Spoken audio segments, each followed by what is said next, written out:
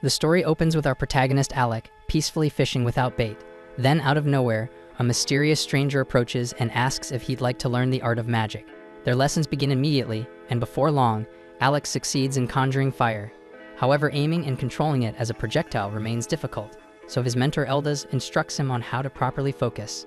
Eldaz instructs him to imagine the sensation of striking his target, and also tells him to picture the friends he'll have one day.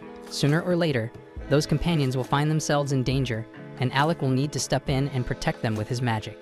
That idea works wonders since Alec strongly desires to shield the ones he loves, so Eldaz tells him to hold on to that feeling while inhaling deeply. At last, Eldaz tells him to open his eyes and let the spell fly, and Alec successfully launches 2 fireballs. Overjoyed, Alec grins ear to ear, and Eldaz commends him for the progress. Alec admits that today's spell was particularly hard since it took most of the day to master, but Eldaz reminds him that ordinary people need an entire month to reach the same level. Alec is pumped to learn a new technique, but Eldaz decides not to push him too far, knowing it could weaken the overall training. To cool off, Eldaz suggests they wind down with more fishing. Alec complains, saying he finds fishing boring and can only think about learning more magic. Trying to ground his eager student, Eldaz tells Alec that he's a gifted mage by nature. Even without someone guiding him, he believes Alec will grow into an exceptional mage. Like the river that flows without resistance, Eldaz tells him to let destiny guide the rest. That leaves Alec wondering why Eldaz chose to teach him in the first place. Eldaz seems unsure how to answer, but before he has to, he's saved by catching a fish. And despite being a brilliant magic instructor, Eldaz is hilariously bad at fishing, so Alec steps in to help reel it in.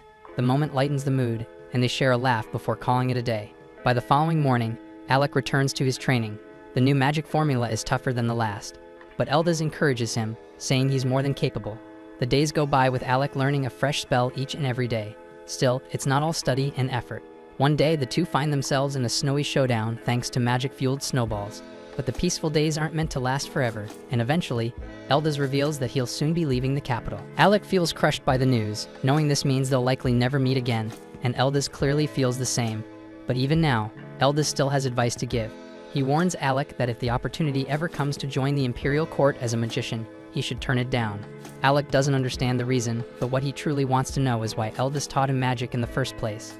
Eldaz hesitates, emotion showing on his face, but he manages a gentle smile and says it was because Alec's mother helped him long ago, back when she was still alive. Those end up being Eldaz's final words to his student, leaving Alec silent and shaken. Years pass, and Alec, now a grown man, is attending the Royal Academy of Magic. He never forgot the teacher who changed his life, and in his search for answers, he discovers that Eldaz once graduated at the top of his class.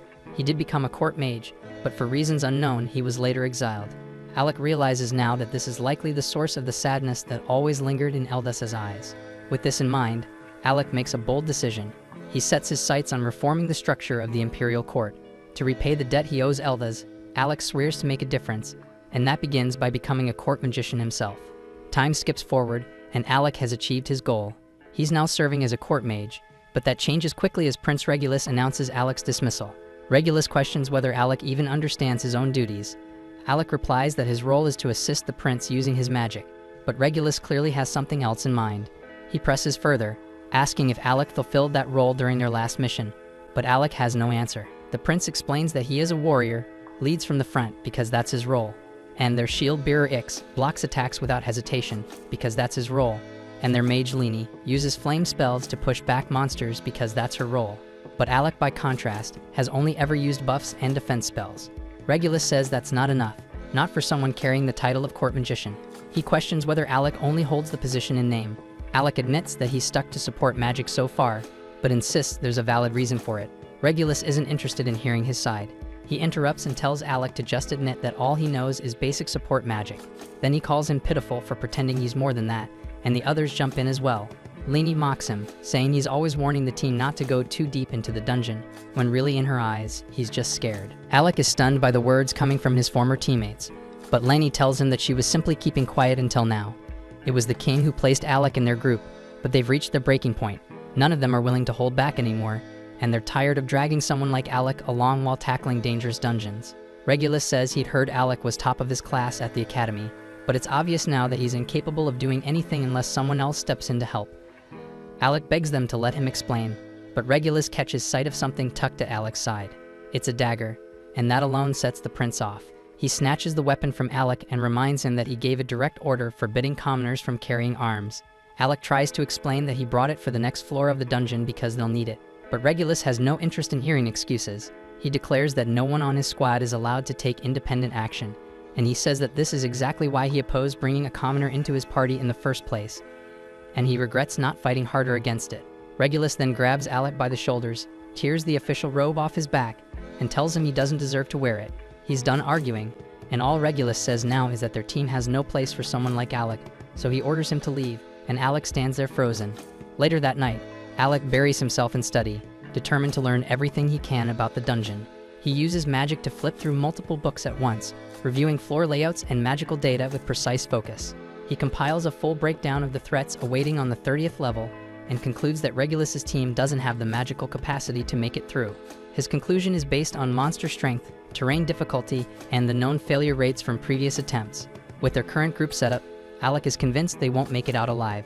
Alec wishes things had turned out differently, and he genuinely tried to be of help, but in the end, he just couldn't earn the prince's trust. Just as he's about to give up, Alec realizes there's still one option left. He knows Regulus won't hear him out, so he decides to approach the king himself. But when he reaches the castle, he's turned away at the gate because he's no longer a court magician, and ordinary citizens aren't allowed inside without official approval. Still, Alec refuses to leave and insists that he carries information too important to ignore. Right at that moment, Leni shows up to remind Alec that he's been dismissed. She sneers that he's no longer a court magician, just another ordinary commoner. She says she's heard plenty of tales about his supposed brilliance back at the Magic Academy, but seeing him now, she figures those stories must have been lies. One rumor even claimed Alec broke records in the capital's dungeon. Until then, no one had gotten past the 30th floor, but allegedly Alec reached the 68th. Leni always doubted that story, and now she feels validated. Alec doesn't respond to her jabs and chooses to stay silent because he still has something urgent to deliver to the king. He reminds her that it was the king himself who assigned him to Regulus's team, and that must mean the king trusted him. The message he carries is meant to protect the prince, and Alec believes the king would listen if he just had the chance to pass it on. Leni returns, seemingly to accept the letter, only to shred it into pieces right in front of him. She says she's done entertaining a commoner's words, then orders the guards to toss his sorry ass out. Later, Alec reflects on how it's been 4 years since graduation, and he tells himself he really did try his hardest as a court magician. Still, he feels the weight of failure and knows he owes Eldas an apology. In the end, he couldn't reform the imperial court like he promised. Suddenly, a familiar voice calls out, and Alec turns to see Yorha, an old friend from the past. It's been 4 years since they last met, but she can tell right away that something's wrong. Alec apologizes for the gloomy mood, and Yorha vents her frustration about the kingdom of Galdana. She says she's sick of how this place clings to outdated ideals about noble blood and social class, and how discrimination still thrives because of that shit. Though she's clearly upset about what he went through, she also admits she's a little glad it happened. She reminds him of what she once said in the past, that one day she'd get him to join her team, and that's exactly why she came to the capital. Now's her chance, so Yorha asks if he'd like to dive back into dungeons, but this time with his old crew. She tells him she genuinely needs his strength, and that she'd be happy to have him by her side again. Alec is taken aback because it's a complete reversal compared to the way Regulus's group treated him. Once a court mage cast out for being dead weight, Alec has been carrying the weight of failure and doubt. But thankfully, Yorha pays no mind to any of that. She sees through his self-doubt and reminds him he's far more than who he believes he is. She tells him she doesn't need anyone else, only him. Her words hit deeper than she realizes, and then she reveals something more. Her party made a pact. One day, they'd all come back for him. She doesn't want to pressure him if he has other plans, but her sincerity has already reached him. Alec agrees to rejoin, and Yorha welcomes him back to their A-rank squad. Later on the cart, Alec dreams of a conversation from the past when Eldas warned him not to become part of the court. Yorha asks him if he's okay, and Alec just replies that his old mentor had been right about something after all. Back at the palace, Regulus receives word that Alec has left the kingdom and returned to the life of an adventurer, and the group mocks their former companion. The academy once called Alec its most brilliant student, and Regulus had been eager to see how impressive he really was. But after fighting beside him, Regulus concluded he was nothing but a spineless disappointment. Leni says she's just relieved they won't have to deal with that useless commoner again. Alec's replacement is already lined up, the brilliant son of a noble house named Vogan, and as a true noble, he'll contribute far more than Alec ever could. And with Vogan now on the team, Leni says they'll tear through the dungeon faster than anyone has before. She boasts that Regulus's name will echo across the world, and they all burst into maniacal laughter. Meanwhile, our protagonist arrives in the dungeon city known as Fizzle.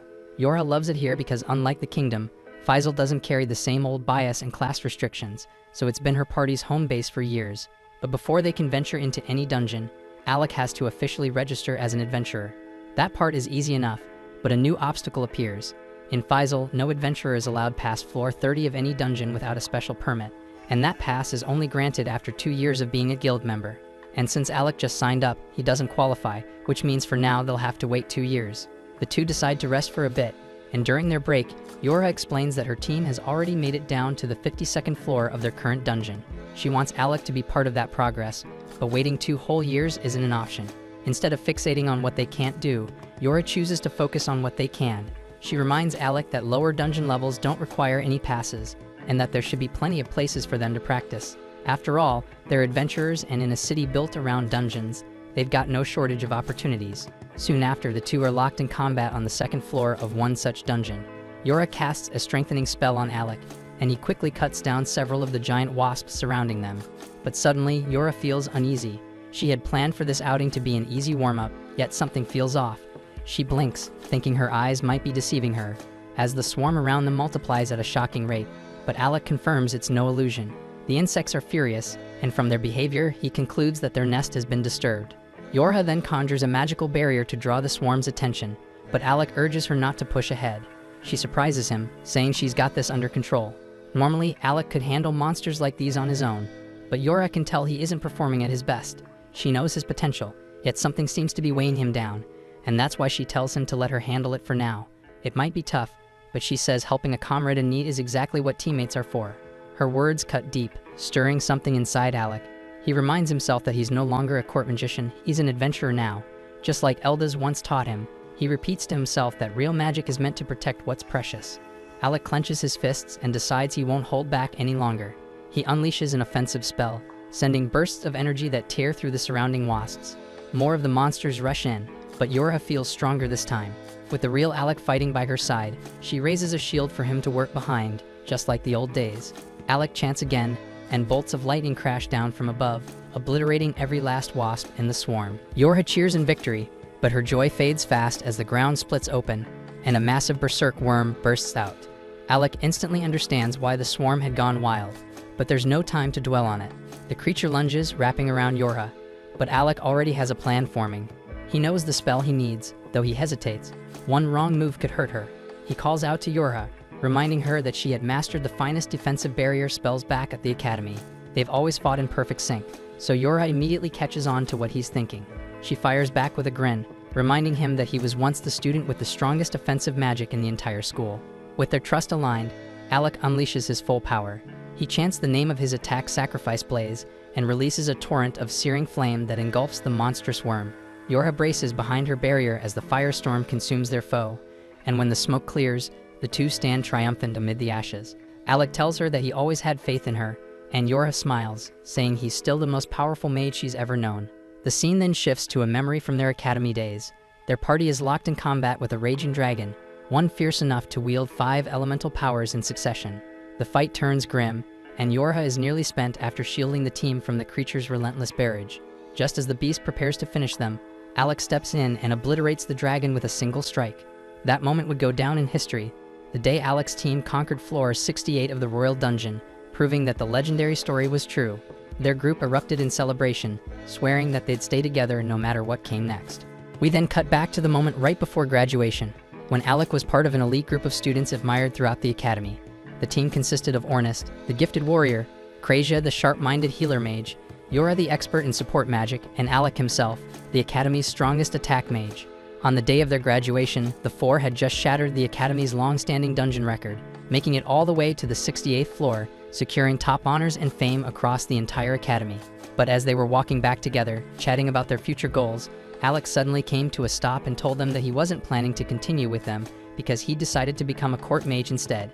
His teammates were visibly let down, especially Ornest, who had hoped that with Alec on board, it could form the strongest adventurer team the world had ever seen.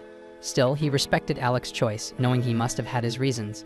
But before they parted ways, Yorha made one thing clear, that she wasn't giving up, and the moment Alec became available again, she'd be there, waiting to bring him into her party. That brings us back to the present, where Yorha happily welcomes Alec to the team. To celebrate, she treats him to a warm meal. But it turns out she doesn't handle alcohol very well, because after a single mug of beer, she's already slurring and barely upright. Within moments, she's out cold, slumped in her seat, so Alec places his jacket over her so she doesn't catch a chill. That's when a man suddenly appears behind him, commenting that Alec seems unusually thoughtful for an adventurer. Assuming he's just a random drunk causing trouble, Alec chooses to ignore him and turns away. But the man doesn't like being brushed off, and he angrily swings his bottle at Alec. The glass shatters, but Alec had already activated a barrier spell, blocking the attack with ease. He prepares to respond, but the man surprises him by calling him by name and saying he lives up to the rumors. Then sliding a dungeon permit across the table, he tells Alec to treat it as an apology for such a rude test. Alec, still a bit irritated, now feels more confused than anything. He has no idea who this man is, until Yura, still groggy from her drunken state, suddenly sits up and asks what the guild master is doing here. Alec freezes in place, realizing the man is none other than the guild master himself. The guild master then calmly tells him that he'd like to see what the former court magician is truly capable of, and invites him to come to the training grounds for a demonstration. Soon, they arrived at the guild's testing chamber, where the man finally introduces himself properly as Leviel stands. Alec immediately recalls hearing tales of Leviel's past, and he was once a member of an elite S-rank adventuring team, so Alec knows this fight won't be easy. Still, he's thrilled because he sees this as the perfect opportunity to sharpen his edge before stepping into a real dungeon. As soon as the match starts, Alec opens with a thunderbolt, but Leviel swiftly dodges and retaliates with a slicing water slash. Alec quickly realizes that ranged magic won't work well in this fight, and he'll have to go in close if he wants to stand a chance in this duel.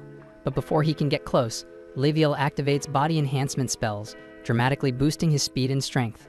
He moves so fast that Alec struggles just to follow him with his eyes, and when Leviel finally attacks, Alec manages to throw up a barrier just in time, but even with the shield, the impact sends him crashing into the wall. Yura flinches in concern, but Alec soon gets back on his feet, assuring everyone he's alright. He admits the speed caught him by surprise, but now that he's experienced it once, he starts thinking of ways to react to it. Then a grin forms on his face because he remembers that back when he served the prince, he was forbidden from taking initiative in combat. But now as an adventurer, he has no such restraints, so he's not just limited to dodging and support spells anymore. Channeling his magic into his staff, Alec reshapes it into a glowing blade and charges straight at Leviel. In response, Leviel fires off another water slash, but Alec slices through it with ease, closing the distance. Leviel's impressed, but he doubts Alec will be able to do the same once he starts throwing punches. He strengthens his body even further and darts toward Alec again, but this time Alec is ready. Just as Leviel gets into striking range, he triggers a hidden thunderbolt spell that explodes right in his face, stunning him long enough for Alec to land a direct strike with Magic Blade. Leviel stumbles back, genuinely surprised that Alec managed to break through his defense. He finally understands why Yorha always speaks so highly of him, but the test is far from over. With a smirk, Leviel activates the ancient artifact in his possession, and then massive glowing gauntlets form around both his arms, and one swing from them slams into the floor and leaves a freaking crater behind. Alec instantly understands that taking even one hit from those gauntlets would be catastrophic, so he knows he has to tread carefully. Still, he refuses to back down and casts another thunderbolt spell, but this time the effect barely slows Leviel at all. The artifact Leviel activated has a secondary effect. It gradually regenerates his wounds. That means the longer this fight drags on, the slimmer Alec's chances of winning become. Realizing he has to stop Leviel from healing, Alec keeps up the pressure, launching rapid strikes. But none of his hits are landing because Leviel's speed and movement are too precise. Frustrated, Alec taunts him, asking if he's too afraid to face him head-on. The jab works and Leviel swings back hard, losing his precision and exposing himself just long enough for Alec to slash him across the stomach. It's the opening Alec was hoping for, so he's finally landed a solid hit, but he knows it'll take far more than that to defeat Leviel. Leviel charges in again, and Alec throws up a barrier, but the punch blasts through it, shattering the shield completely. Even so, the impact slows Leviel down just enough for Alec to drive a spell-boosted strike into his chest. Leviel is not willing to lose, so he slams his fists down with a devastating hammer blow, kicking up a giant cloud of dust that covers the field. Yorha starts to worry that Leviel is going too far for what's supposed to be a test, because that last hit looked like it should knock Alec out. But then Alec appears behind Leviel and lands one final blow before his wand breaks and he collapses. Yorha runs to check on him, and Leviel admits he may have pushed things too far, and he declares Alec the winner. As Yorha starts treating Alec's wounds, Ornis shows up after getting tired of waiting, and is shocked to learn that Alec had just fought Leviel. He tells Leviel it was a bit much to use his strongest weapon in a sparring match, but Leviel says that things got intense, and he lost himself mid-fight. Now that he's seen Alec fight, Liviel is sure he's ready to enter the dungeon and hands over the dungeon pass. The test didn't go how anyone expected, but Ornest still congratulates Alec for passing. Since Alec is still unconscious, they carry him back and let him rest on a couch. By now, everyone knows what Alec went through as a court mage, and the fact that he lasted as long as he did is nothing short of incredible. The palace was packed with snobs who couldn't stand the sight of a commoner in their ranks, so Alec must have fought with everything he had just to hold his ground for this long. Right then, the receptionist bursts into the room, urgently calling for the guild master with some bad news. Liviel quickly tells the group he has to take care of something and asks them to stay behind and look after Alec while he's gone. Before leaving, he warns them not to go anywhere near his alcohol stash, especially not to touch the rare bottles. The moment Liviel steps out, Ornest casually strolls over to the liquor shelf and grabs the most extravagant-looking bottle he can find, grinning to himself, just to mess with Liviel later. Then, turning serious, he asks Yorha to tell him the full story behind Alec's time as a court mage. Up to this point, he's only heard vague bits and rumors, and what he hears stuns him. Alec's job was to serve as the prince's personal protector, but he was banned from carrying a sword or using any magic that could outshine the prince. He was even ordered to carry supplies and manage the inventory during their travels. And the worst part was that after being forced to rely entirely on support spells, the prince had the nerve to call him useless for not using attack magic. That last detail throws Ornest off, and he always thought Alec specialized in offensive magic. Yorha confirms that's true. Alec specifically went out of his way to learn support spells just to stay on the prince's good side, even though it didn't suit him. Hearing all that, Ornest is furious. The mistreatment Alec endured is far worse than he expected, and the second Alec starts to stir awake, Ornest doesn't hold back, and he tells him they should forget about the dungeon for now and go teach that spoiled prince a lesson he won't forget. But Alec, still groggy, calmly tells Ornest to let it go. He admits it still bothers him, but not to the point of seeking revenge. Ornest offers to go beat the guy up for him, but Alec chuckles and puts a hand on his shoulder. He says there's no need because he's just happy to finally be free, doing what he loves with people he trusts. That's all that matters now. Besides, with no one left to cover up the prince's failures, the sweet karma is bound to catch up with him soon.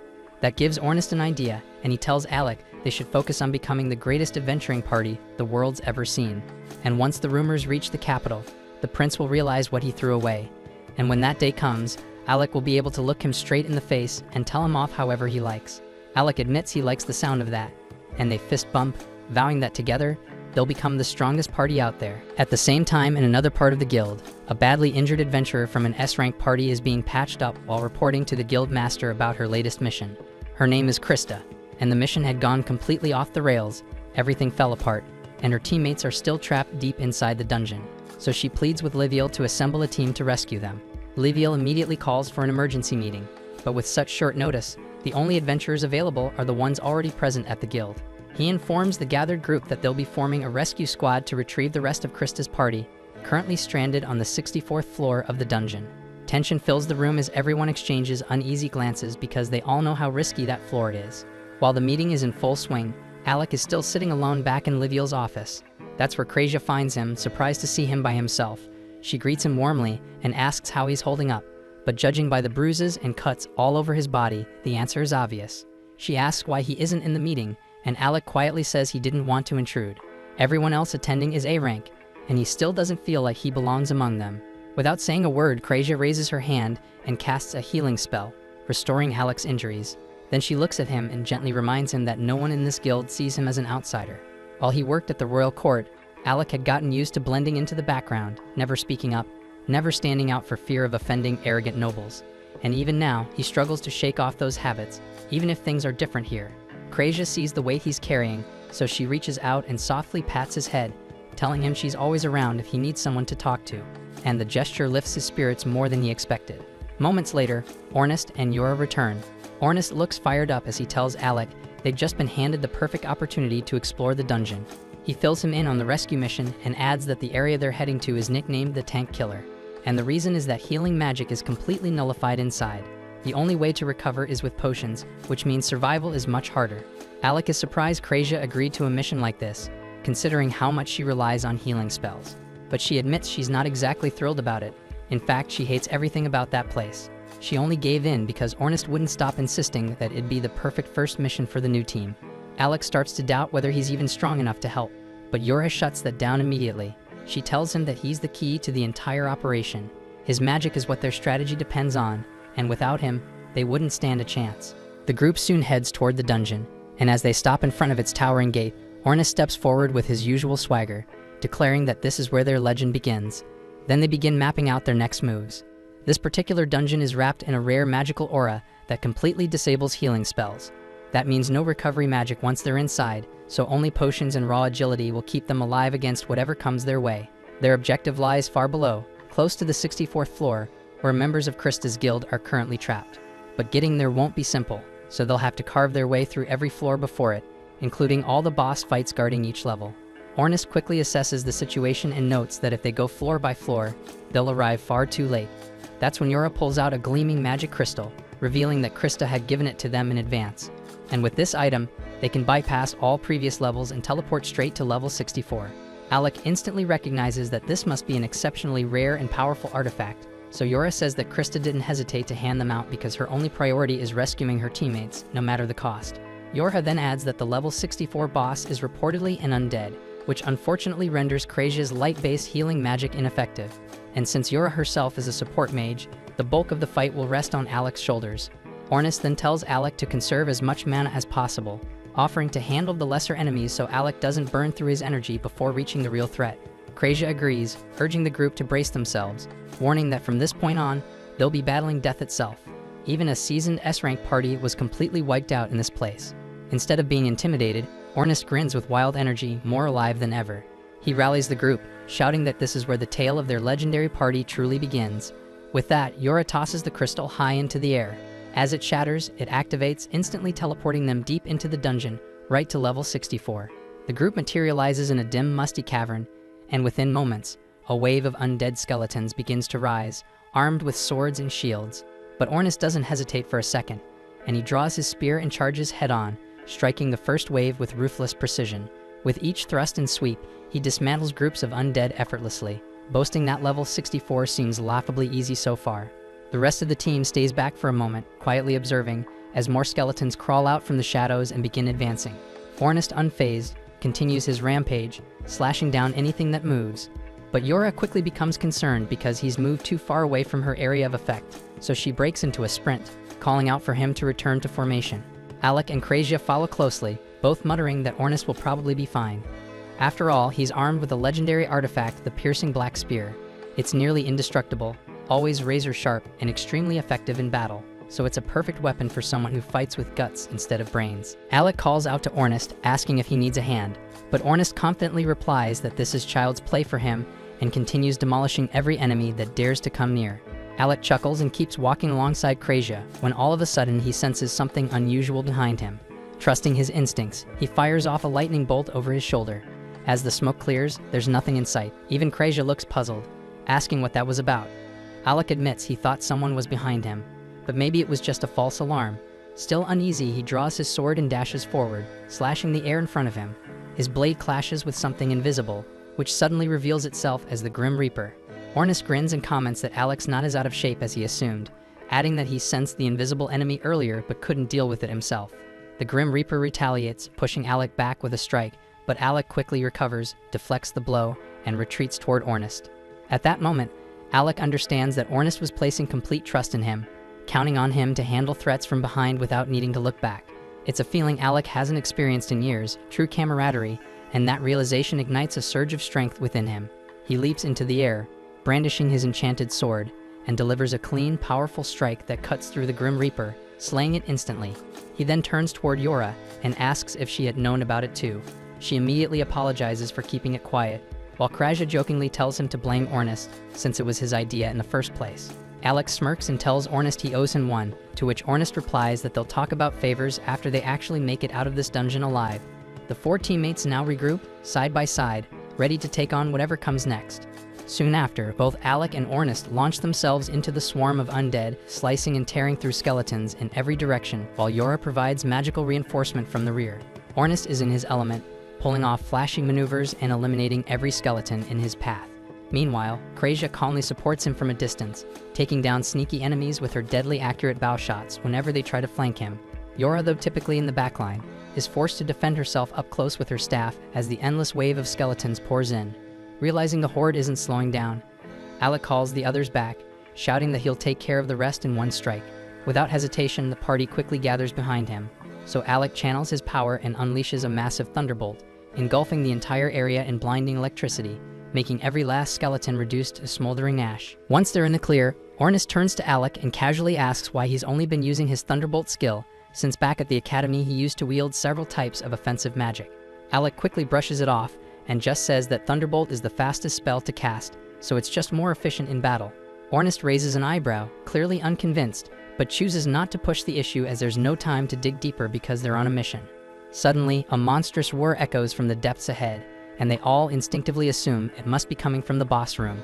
Ornus doesn't hesitate because the moment Yura casts reinforcement magic, he blasts forward like a flash, running faster than Ishao himself.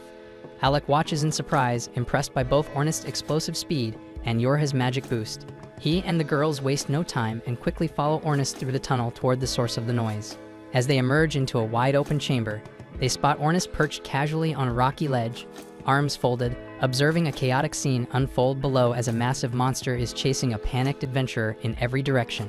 Alec immediately prepares to help the poor guy, but Ornus doesn't move, muttering that the frantic mage down there is named Loki, a notorious troublemaker from a party called Recroma. Krasia nods in agreement, adding that Loki might be obnoxious, but he's also a clever support mage. Alec, however, struggles to process what he's hearing, especially as Loki flails around, screaming up at Ornus to do something and swearing he'll haunt him every day if he dies here. Ornus, unfazed by the threats, just watches with a bored expression, but the situation looks grim because Loki suddenly trips and crashes to the ground, with the monster bearing down on him fast. Alec instinctively gets ready to intervene, but Krasia tells him to wait, explaining that this is all part of Loki's usual strategy. Alec hesitates, watching as the towering monster approaches Loki, but then in a flash, a trap spell beneath the creature ignites, blasting it with molten lava. Alec's eyes widen in shock, but Krasia simply smirks, repeating that Loki is nothing if not crafty. The beast staggers backward, only to trigger another trap, setting off a chain of fiery explosions. Loki jumps to his feet and starts taunting the creature, laughing mockingly and boasting that only a fool would trip in a trap-filled zone like this. But his arrogance quickly backfires as the monster roars in rage and charges up a devastating magical blast aimed directly at him. Loki's bravado fades in an instant as he realizes that death is seconds away, so he closes his eyes, bracing for the end, but is saved at the very last moment by none other than Ornus, and Loki can't believe he's still breathing.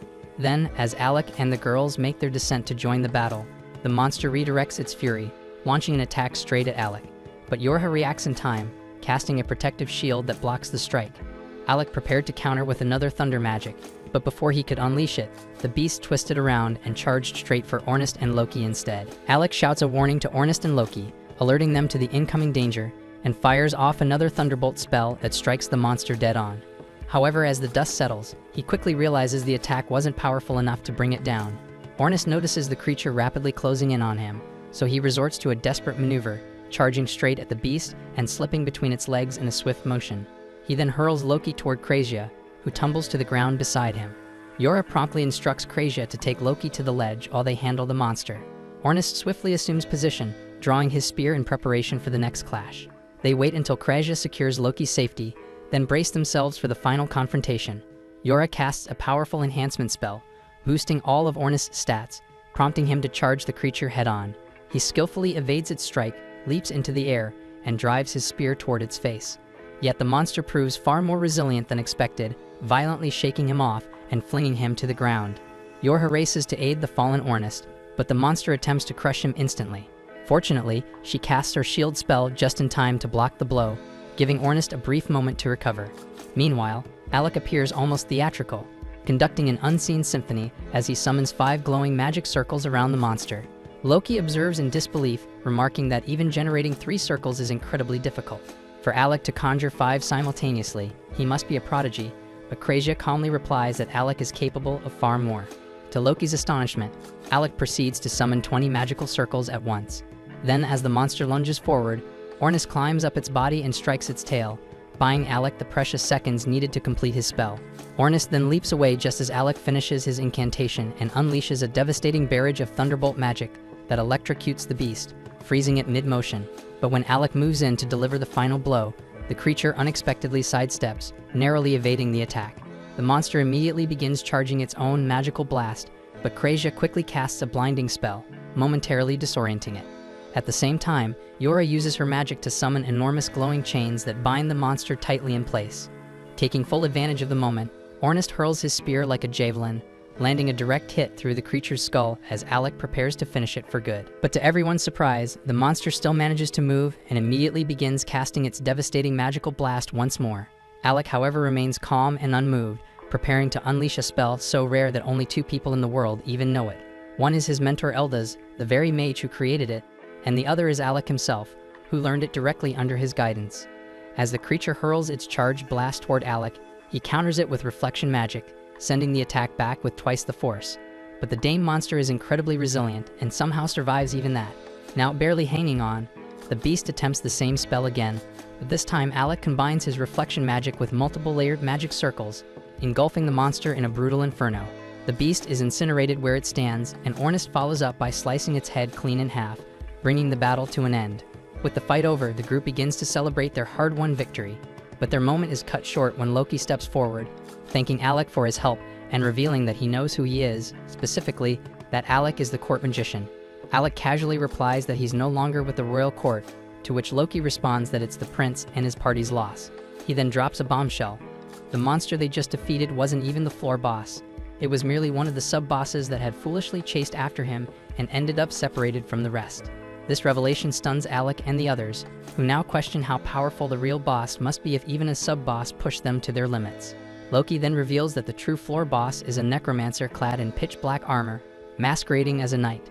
He warns that regular physical attacks don't do much damage and are mostly useful for stalling. Turning toward Alec, Loki presents him with a magical wand topped with a silver cross. Alec instantly recognizes the relic as Loki reveals it to be a long-lost ancient artifact. As soon as Alec grips it, the wand transforms into a gleaming sword in his hand. Ornest is skeptical and questions Loki's motive for giving away something so valuable. Loki just chuckles and admits he plans to use Alec as bait on the front lines. The entire group stares at him in disbelief, unsure if he's joking. But Loki explains that Alec, with his frail appearance, would look like an easy target. By placing him at the vanguard, they could lure the boss in, catch it off guard, and then spring a coordinated ambush, securing victory and earning the glory of slaying an S-ranked boss. At the same time, the prince and his team find themselves fleeing through the depths of another dungeon by 2 enormous caterpillars. The prince is completely thrown off by the situation, unable to grasp how things have spiraled so far out of control, especially given that he's never had any trouble handling these types of creatures in the past. Without hesitation, he orders Lini to destroy them using magic. She makes the attempt, but for reasons she can't explain, her spells simply refuse to activate. Irritated, the prince lashes out, calling her useless and insisting that he'll take care of the threat personally.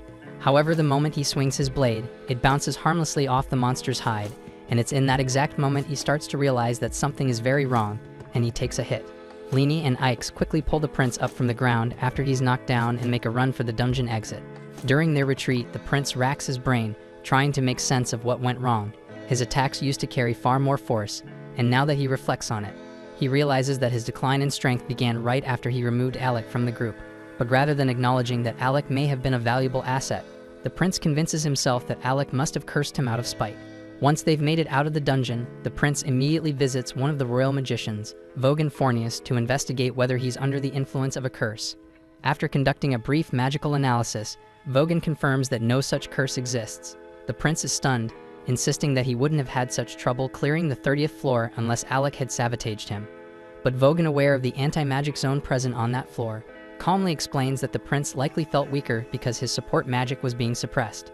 The prince scoffs at the explanation, dismissing support magic as worthless trash that only weaklings like Alec depend on. Vogan does his best to remain professional, even as the prince continues rambling with baseless arrogance. Still, he does find it unusual that Alec hadn't warned the prince about the anti-magic field beforehand, considering Alec is the famed student who once reached the 68th floor. The prince laughs dismissively, telling Vogan that there's no chance someone as pathetic as Alec could have actually accomplished such a feat, and claims it must be just some rumor that commoners circulate among themselves. Vogan doesn't even attempt to argue because there's simply no reasoning with that level of delusion, but at that moment, a royal guard steps into the room and informs the prince that the king wishes to speak with him regarding Alec's situation. The prince grins, confident that his father will support him. However, upon his arrival, the king immediately begins recounting a story about Eldas. He explains that Eldas was once a royal magician who had been exiled years ago, and in the king's words, was a remarkable fool. Eldas, despite being a noble, had the audacity to stand before the king of Galdana and declare that unless the treatment of commoners and court magicians changed, a great tragedy would befall the nation. The prince interrupts, claiming elders deserve to be banished since no nobleman should dare speak to the king in such a bold tone. But the king clarifies that Eldis wasn't called a fool for his words. After being stripped of his noble rank and cast out, Eldis went on to enroll at the Royal Magic Academy. There he silenced his critics with extraordinary talent and graduated as valedictorian. Yet despite gaining fame and prestige, he made the baffling decision to return to the castle and serve once again as a court magician. While in service, he persisted in telling the king that commoners were not beneath them, urging him to change his views, until one day Eldis mysteriously vanished. At the time, the king had dismissed Eldas's warnings, but recently he's begun to reflect on whether the man may have been right. That doubt is precisely why he ordered the prince to explore the dungeon, because he wanted to determine whether nobility truly makes one superior to commoners. And based on the prince's current state, the king admits he may have been mistaken. He states that the time has come to abolish their outdated policy of discrimination, and going forward he intends to hire based on talent, regardless of lineage. The prince is left speechless, shocked by what he's hearing, and insists that such a policy would tarnish the royal family's reputation if commoners were treated as equals. The king calmly acknowledges that he's the one who raised the prince with those beliefs, but times have changed, and so must they. The prince protests, arguing that associating with commoners like Alec only brings disaster, pointing to his own situation as evidence. But before he can continue, a guard steps forward and hands Regulus the remains of a torn note that Alec had written. The king explains that before Alec departed, he had prepared a detailed guide specifically designed to help Regulus navigate the 30th floor of the dungeon, but it was destroyed by Lini before the prince ever had a chance to read it. Regulus is stunned by the revelation, and overwhelmed he quietly tells his father that he's not feeling well and excuses himself from the room. As Regulus exits the chamber, the king turns to Vogan and quietly requests that despite the challenges it may present, he would be grateful if Vogan could support Regulus to the best of his ability. Vogan nods and assures the king that he will do everything in his power. At the same time, Regulus is spiraling into a mental breakdown because if Alec truly possessed remarkable talent and insight all along, then the harsh truth is that he himself may have been the problem and he simply cannot accept that reality. At the same time, on Alec's side, he is in the midst of asking Loki to explain why he doesn't want him using magic against the upcoming boss. Alec understands that artifacts carry immense power, but this particular boss is supposed to be immune to physical attacks, and he doesn't believe the sword alone will be effective. However, Loki clarifies that he never intended for Alec to actually defeat it with the sword. He just wants Alec to act like a close-range fighter to prevent the boss from anticipating a magical attack. The rest of the group catches on to the strategy, but Krasia remains confused as to why they need to deceive the monster in the first place. Loki then explains that this boss possesses intelligence equal to their own. Alec finds the claim hard to accept, and Loki understands the skepticism. Still, all he asks is for Alec to rely on his blade, at least until he gives the signal, and Alec ultimately agrees to follow the plan. With that settled, Loki turns to Krasia and says there's something he needs her assistance with. It would take too long to reach their allies on foot, so he intends to use teleportation magic. The only issue is that he doesn't currently have enough mana to cast the spell by himself, so he requests her support in completing the ritual. The group immediately panics upon hearing the words teleportation magic, since it's a closely guarded national secret, and even being aware of it could put them at serious risk. But given the circumstances, they decide to take the gamble, while jokingly agreeing that if it all goes wrong, they'll just blame Loki. As Loki begins drawing the teleportation circle and walking Krasia through the process, Alec takes a moment to pull Yorha aside and asks whether Loki is someone he can truly trust. Yorha admits that she personally doesn't care for Loki's attitude, but when it comes to serious matters, he's absolutely dependable. To back that up, she tells Alec that 2 years ago, Loki successfully led a large-scale raid on a high-tier dungeon, and due to his exceptional planning, the entire mission was completed without a single casualty. Hearing this, Alec decides to put his full confidence in Loki's strategy, and once the teleportation circle is finished, the group gathers together inside it. Yorha is in awe, witnessing real teleportation magic for the very first time. However, Loki informs her that this is merely a simplified variant, designed to transport them to a destination of his choosing. On that note, he gives the group a firm warning. They'll be arriving directly in front of the boss, so they need to be battle-ready the moment they arrive. With that, Loki activates the teleportation circle, and in the blink of an eye, they vanish from their location and reappear right in front of the other members of Loki's team, who are currently locked in combat with the Dark Knight. The two allies have done their best to hold the creature off, but despite their efforts, they've inflicted little damage and are now visibly running out of stamina. Luckily, Ornest rushes in just in time to cover their retreat. He engages the knight head-on, drawing its attention, and while the knight focuses on Ornest, Alec tries to land a sneak attack from behind, but the enemy reacts instantly, leaping into the air to avoid the strike. The knight then charges at both Alec and Ornest, while Loki and Krazia move quickly to assist Rywell and Marbell, helping them retreat to safety. The knight's armor is incredibly dense, and from what they can tell, there's no actual body inside it, but that makes no difference to Ornest because he rushes forward again, striking at the knight. The enemy attempts to jump over him, but Ornest was ready for that and pinned the knight's cape with his spear into the ground, creating a perfect opening for Alec to sever the knight's head. As the heavy steel helmet crashes to the floor, Alec wonders if that was enough to finish it off, but in battles like this, things are never that simple. The knight suddenly begins to stir once more, and grotesque tendrils burst out of its now exposed neck, so it becomes clear that this is an undead headless horseman, and the creature they had slain earlier must have been in its mount. For a brief moment, Alec gets caught up in his thoughts, and by the time he snaps back to reality, the Dullahan is already airborne and descending toward him with a powerful attack. Alec raises his sword in a panic to block the blow, and barely manages to withstand it. The monster is faster and stronger than before, confirming Alec's suspicion that it had been holding back earlier. So from this point forward, the fight is only going to become more intense. But luckily he doesn't have to face it alone. While Alec is holding his ground, Yora is continuously casting buffs on Ornest, and once he's fully charged, Ornest launches himself forward and lands a brutal hit on the knight, giving Alec just enough of an opening to knock the creature back. Alec is stunned by how resilient the knight's armor is because of his weapon weren't a powerful artifact, it which shattered long ago under the pressure of such fierce blows. Even worse, the fact that their opponent is undead means that no matter how many times they manage to knock it down, it will always regenerate and rise again. And speaking of which, the knight suddenly retrieves its severed head and reattaches it to its shoulders before unleashing a deafening shriek that rattles the entire battlefield, leaving everyone momentarily disoriented. Immediately after, it locks onto Alec and delivers a brutal kick with all its force, launching him backward at an alarming speed. Fortunately, just before he slams into the wall, Yora casts a barrier spell that cushions the impact. She rushes over to check on him, and Alec reassures her that he's okay. He just hadn't anticipated the knight having such refined martial prowess, and if not for Yora's quick reaction with the barrier, there's a real chance he wouldn't have survived that blow. With that in mind, he turns to Loki and asks how much longer he has to keep fighting using only the sword. Loki, still in the midst of completing his preparations, tells Alec that he needs to hold out for 5 more minutes.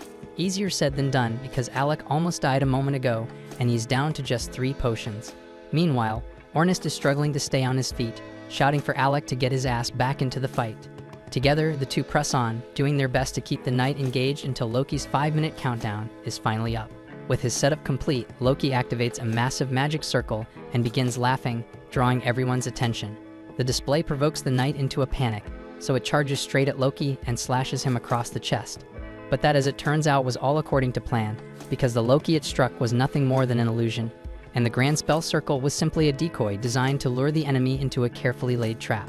In that instant, ice begins to crystallize beneath the knight's feet, while the real Loki observes from the top of a nearby tower. At the same time, Ornest triggers a teleportation trap, crafted earlier by Loki and Krazia, that instantly moves him behind the knight, giving him the opportunity to strike and push it forward. Just then, Marbell leaps down from an overhead arch, aiming a heavy downward slash. The knight narrowly dodges the blow, but this too was anticipated. Loki had placed another hidden ice trap that activates on contact, weakening the knight's movement speed with a freezing debuff. Realizing Loki is the mastermind behind the battlefield manipulation, the knight begins scaling the tower to eliminate him directly. Loki draws a magic blade to defend himself, but Rywell is visibly concerned because Loki doesn't have the raw power to stand toe-to-toe with the knight. Although he had Yorha apply a 7-fold strength amplification earlier, the strain on his body is immense, and he's barely holding it together. Still, while Loki holds the knight's attention, Yora prepares and casts a high-tier binding spell to restrain it. The spell succeeds, but not before the knight lands a heavy strike on Loki, knocking him off the edge of the arch and sending him plummeting toward the ground. Yet, even in freefall, Loki remains calm and unfazed because everything is proceeding exactly as he envisioned. And as he falls, he looks over to Alec, and with a smirk, calls out that the stage has been set and it's time to bring this battle to an end. And he happily agrees. Alec then begins deploying a sprawling network of magic circles around the knight, and Loki is genuinely impressed because it's even more than what Alec unleashed against the last boss. But after everything he's already been through, Alec's body is starting to give out under the immense pressure of sustaining such complex spellwork. Still, he forces himself to his feet and launches the Thunderbolt acceleration spell, which lands a devastating blow. However, the knight still manages to move and is now starting to break free from the restraint spell that Yora had cast on it. She struggles to hold it in place, but at this rate, the knight will break loose any second, so she yells at Alec to finish it off already. Of course, that's far easier said than done since Alec's body is on the verge of shutting down. And this marks the second time today he's used such a high-level incantation, and the sudden mana loss would have knocked out just about anyone else. Alec is no exception, but he has far more riding on this now, so no matter how badly it hurts, he grits his teeth and powers through, finalizing the casting sequence for one of his ultimate spells. A lightning dragon takes shape, and the instant Alec unleashes it, it tears through the night, vaporizing it on impact and bringing the battle to a close. With the threat finally gone, Alec drops to the ground from pure exhaustion and mutters a joke about how having dependable teammates really makes a difference when your life's on the line. Yora walks over and corrects him, saying it was more like they were the ones relying on him the whole time because they never would stood a chance without him. Ornis just seems relieved that Alec is back to being his usual unstoppable self. And on a lighter note, he brings up the bet from earlier, and Alec remembers that right before the fight, Ornis declared that whoever passed out first had to take on a dare. Technically, Alec just lost that bet a moment ago, but since it happened after the battle ended, Ornis decides to go easy on him. He says the only dare is this. Alec's not allowed to keep things bottled up anymore. If something's weighing on him, whether it's Ornis, Yorha, or Krazia, he's got to talk to at least one of them so they can help. And Alec smiles and agrees without hesitation. Rywell then approaches to express his gratitude to Alec and the others for their assistance. Marbell wants to thank him as well, though her approach is a bit more forward, and she plants a kiss on his cheek, which visibly horrifies Yorha. Marbell then asks if Alec would be interested in teaming up for a dungeon raid sometime, but Yorha quickly steps in and firmly declares that Alec is their party's mage, so Marbell can't just claim him for herself. And since the Rechroma team owes Alec a huge debt, Rywell as the leader offers to write him a formal recommendation. Alec seems puzzled at first by the mention of a recommendation, so the others fill him in that to be promoted to S rank, an adventurer must receive an endorsement from an S rank party as well as approval from the guildmaster. Getting the guildmaster on board shouldn't be too difficult, so Rywell assures Alec he'll take care of everything on that end. Once the conversation wraps up, Alec retrieves the knight's magic stone, officially wrapping up the Rechroma rescue mission with a perfect result. Then upon returning to the guild, the receptionist warmly congratulates Alec on the successful outcome, and tells him he's become quite the topic of conversation lately. She then asks if he managed to get any rest after the intense battle, but Alec replies that he's feeling great. With that, she hands him his reward, and Alec gets ready to head out. But just before he can leave, Leviel stops him and informs him that he has a visitor from the kingdom of Galdana waiting. This catches Alec off guard since he no longer has any ties to the kingdom, but he agrees to hear the visitor out and discovers that it's Vogan. Of all the people Alec dealt with back at the royal castle, Vogan was one of the more reasonable ones, so Alec gives him a respectful bow and says it's good to see him again. But before they can exchange pleasantries, Vogan immediately confronts him and asks if Alec was seriously trying to get Prince Regulus killed by not warning him how unprepared he was for dungeon combat. Alec responds calmly, asking Vogan whether he truly believes Regulus would listen to anything he said, even if he had given him a warning. Vogan pauses, then realizes Alec's probably right. Still, he's clearly annoyed that he got stuck with this miserable assignment after Alec was dismissed, so he considers it a complete waste of his time and skills. Alec asks if that means Vogan was chosen as Regulus' new party mage, but Vogan replies that calling himself a magician at this point feels like a joke, so he's more of a glorified babysitter than anything else. After Alec's departure, Regulus attempted to tackle the 30th floor of the dungeon solo and ended up suffering serious injuries as a result. Vogan had hoped the incident would serve as a teaching moment, giving Regulus a chance to reflect and grow. Instead, the prince refused to accept any blame and demanded that Vogan accompany him here so he could confront Alec face to face. Alec asks if that means Regulus is currently in the city, and Vogan confirms it, explaining that he's down in the underground training arena at this very moment. Alec hadn't expected to cross paths with Regulus again so soon, but he realizes this might be the perfect chance to finally close the book on their unfinished business. So even though Alec would be entirely justified in ignoring Regulus altogether, he decides to go meet him in person and put an end to it properly. As they descend the stairs, Vogan comments that the only thing Regulus has going for him is his stubborn pride, but personally he doesn't understand why the nobility always insist on proving themselves superior to commoners, because to him it all seems like a pointless waste of time. Alec reminds Vogan that he's technically a noble as well, but titles have never meant much to him, and all he's ever wanted is to live life on his own terms. When they reach the arena, they find Regulus already waiting at the center. To Alec's surprise, the first thing Regulus brings up is that the king intends to change how the kingdom is governed. While Regulus personally disagrees with this shift, he says he'll comply out of respect for his father's wishes. Hearing this gives Alec a sliver of hope that maybe Regulus has finally started to come around. But that hope is short-lived, and Regulus quickly adds that regardless of politics, he still can't stomach the idea of taking orders or even advice from someone he views as beneath him. Alec tells him that if he had just listened back then, he wouldn't be in the mess he's in now. But it's clear Regulus still refuses to hear reason, and Alec knows there's no point wasting breath on someone so willfully blind. Regulus has spent all 15 years of his life being told that he's inherently better than commoners, so the idea that he might be the one in the wrong simply doesn't compute. Desperate to prove that everything he's ever believed isn't a lie, he draws his weapons and challenges Alec to a duel, asking Vogan to serve as an official witness to their fight. Without warning, Regulus charges at Alec, forcing him to block with his wand.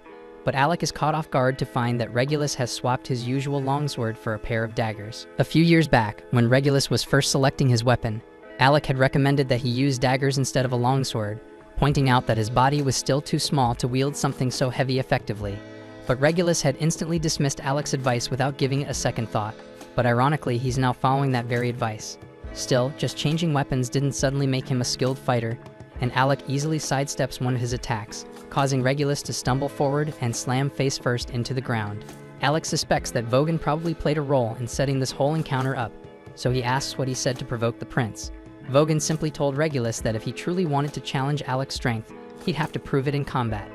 At the end of the day, it was Regulus's decision to show up and issue the challenge, and Alec has to give him some credit because despite everything, the prince didn't resort to cheap tricks. He came here looking for a clean, honorable fight. Regulus's daggers are artifacts, so they carry a good amount of power behind them. During one of their direct clashes, he even manages to break through Alec's shield. But that's about all he can pull off. He had clearly been training hard with those daggers in preparation for this moment, and in doing so, he finally realized that the real reason he ever made progress in the dungeon was because of Alec's support magic. After Alec was dismissed, Regulus kept attempting to clear the 30th floor of the dungeon on his own, but every time, he'd come back beaten and bloodied, unable to understand why. Eventually, he sat down and read through the recovered pages of Alec's original report, and what made his blood boil was that everything Alec had written turned out to be right. If he had just followed that guidance from the start, he wouldn't have failed so miserably, and even just reading it made him realize how insanely gifted Alec really was, which only made it harder to come to terms with the way he had treated him. So now Regulus demands that Alec activate his artifact and face him for real. Alec asks if Regulus is really sure about going through with this, knowing full well the gap in power between them, but Regulus stands firm and refuses to back down. Still, before they fight, Alec has one question he needs answered and asks if it is actually true that the king intends to reform the way the royal court operates. Regulus confirms it, adding that his father had apparently been testing the strength and resolve of the lower classes, which is why he sent both Regulus and Alec into the dungeon. If that's the case, then it explains why the king always treated Alec with such unexpected kindness. And this revelation is without a doubt the best thing Alec has heard all day, because now, those 4 years he spent serving as a court magician don't feel like a complete waste after all. But as for Regulus, he warns Alec to brace himself because he won't be holding anything back. He draws his artifact and charges forward, fully prepared to face the consequences. Regulus is shaking in his boots, knowing full well he's about to get the crap beaten out of him, but still he stands his ground, ready for whatever's coming. Yet at the very last moment, instead of striking Regulus, Alec shifts his aim and slams his attack into the ground. Regulus demands an explanation, asking why Alec chose to let him off the hook. He reminds him of every insult, every time he ignored him, mocked him, and acted like he was worthless for no reason at all. He built his whole self-image around the belief that being a noble made him better than everyone else. But if that was a lie, then what's left of who he is? He came here thinking that dying by Alec's hand would at least let him hold on to some shred of dignity.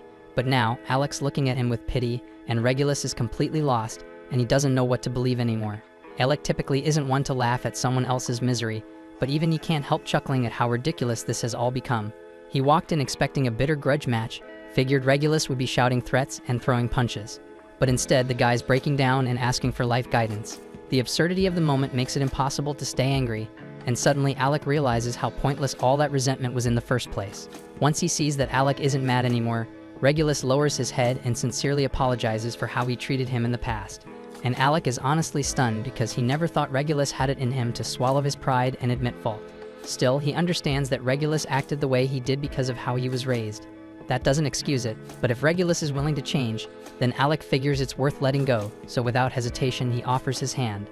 Regulus reaches out, about to accept it, but at the last second he pulls back, still feeling a bit too embarrassed to follow through, and he wants to hang on to a little bit of pride. Instead, he pulls out Alec's old court magician cloak and apologizes for taking it from him that day. He tells Alec he can have it back if he wants, and he also presents a letter from the king himself, stating that there's an open seat at the royal court waiting for Alec, should he ever choose to return. Alec raises an eyebrow and asks if the king is ordering him to come back, but Vogan assures him that it's not a command, just a request. Alec nods, then says he doesn't need the cloak or the letter, because he's perfectly content with his current party and has no intention of ever leaving them behind again.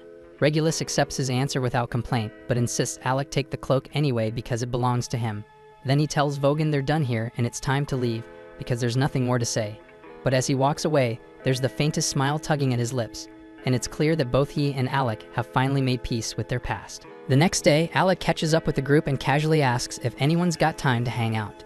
Krasia, Yorha, and Ornest all say they're free and ask what he's thinking, so Alec admits he was hoping they could show him more of Faisal because he's still getting his bearings and wouldn't mind a proper tour.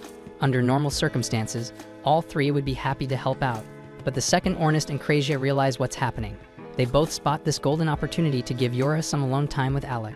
So without wasting any second, they each toss out some clearly fake excuse and duck out, leaving Alec with no choice but to spend the day with Yorha one-on-one. Alec doesn't pick up on how suspicious their exit is, and Yorha just laughs it off, even though she knows full well they just handed her a gift on a silver platter. That said, she almost screws it up right away by asking Alec if he wants to push the date to another day, but he says he's totally fine with it being just the two of them. Hearing that gets Yorha a little hyped, so she jumps up and says she's gonna give him the full Faisal experience. A bit later, the two are strolling through the city as Yorha explains that Fizzle's an adventure-heavy town, so it's common to find weapons, armor, and all kinds of gear sold everywhere. But she warns him not to trust everything he sees, since some merchants are shady and love tricking people with useless junk. But that'd be great advice if she wasn't currently getting conned herself. Alec watches, half amused as Yorha's already fallen for some sketchy pitch. A merchant is trying to sell her a drug that supposedly gives you the stamina to fight for days without sleep, and that shit made Yorha want to buy it badly. But Alec can feel the bad energy radiating off that thing just by looking at it, so he grabs Yorha's hand and tells her to come with him. He figures it'd be smarter to let Krasia and Ornest handle the shopping instead since Yorha gets easily distracted.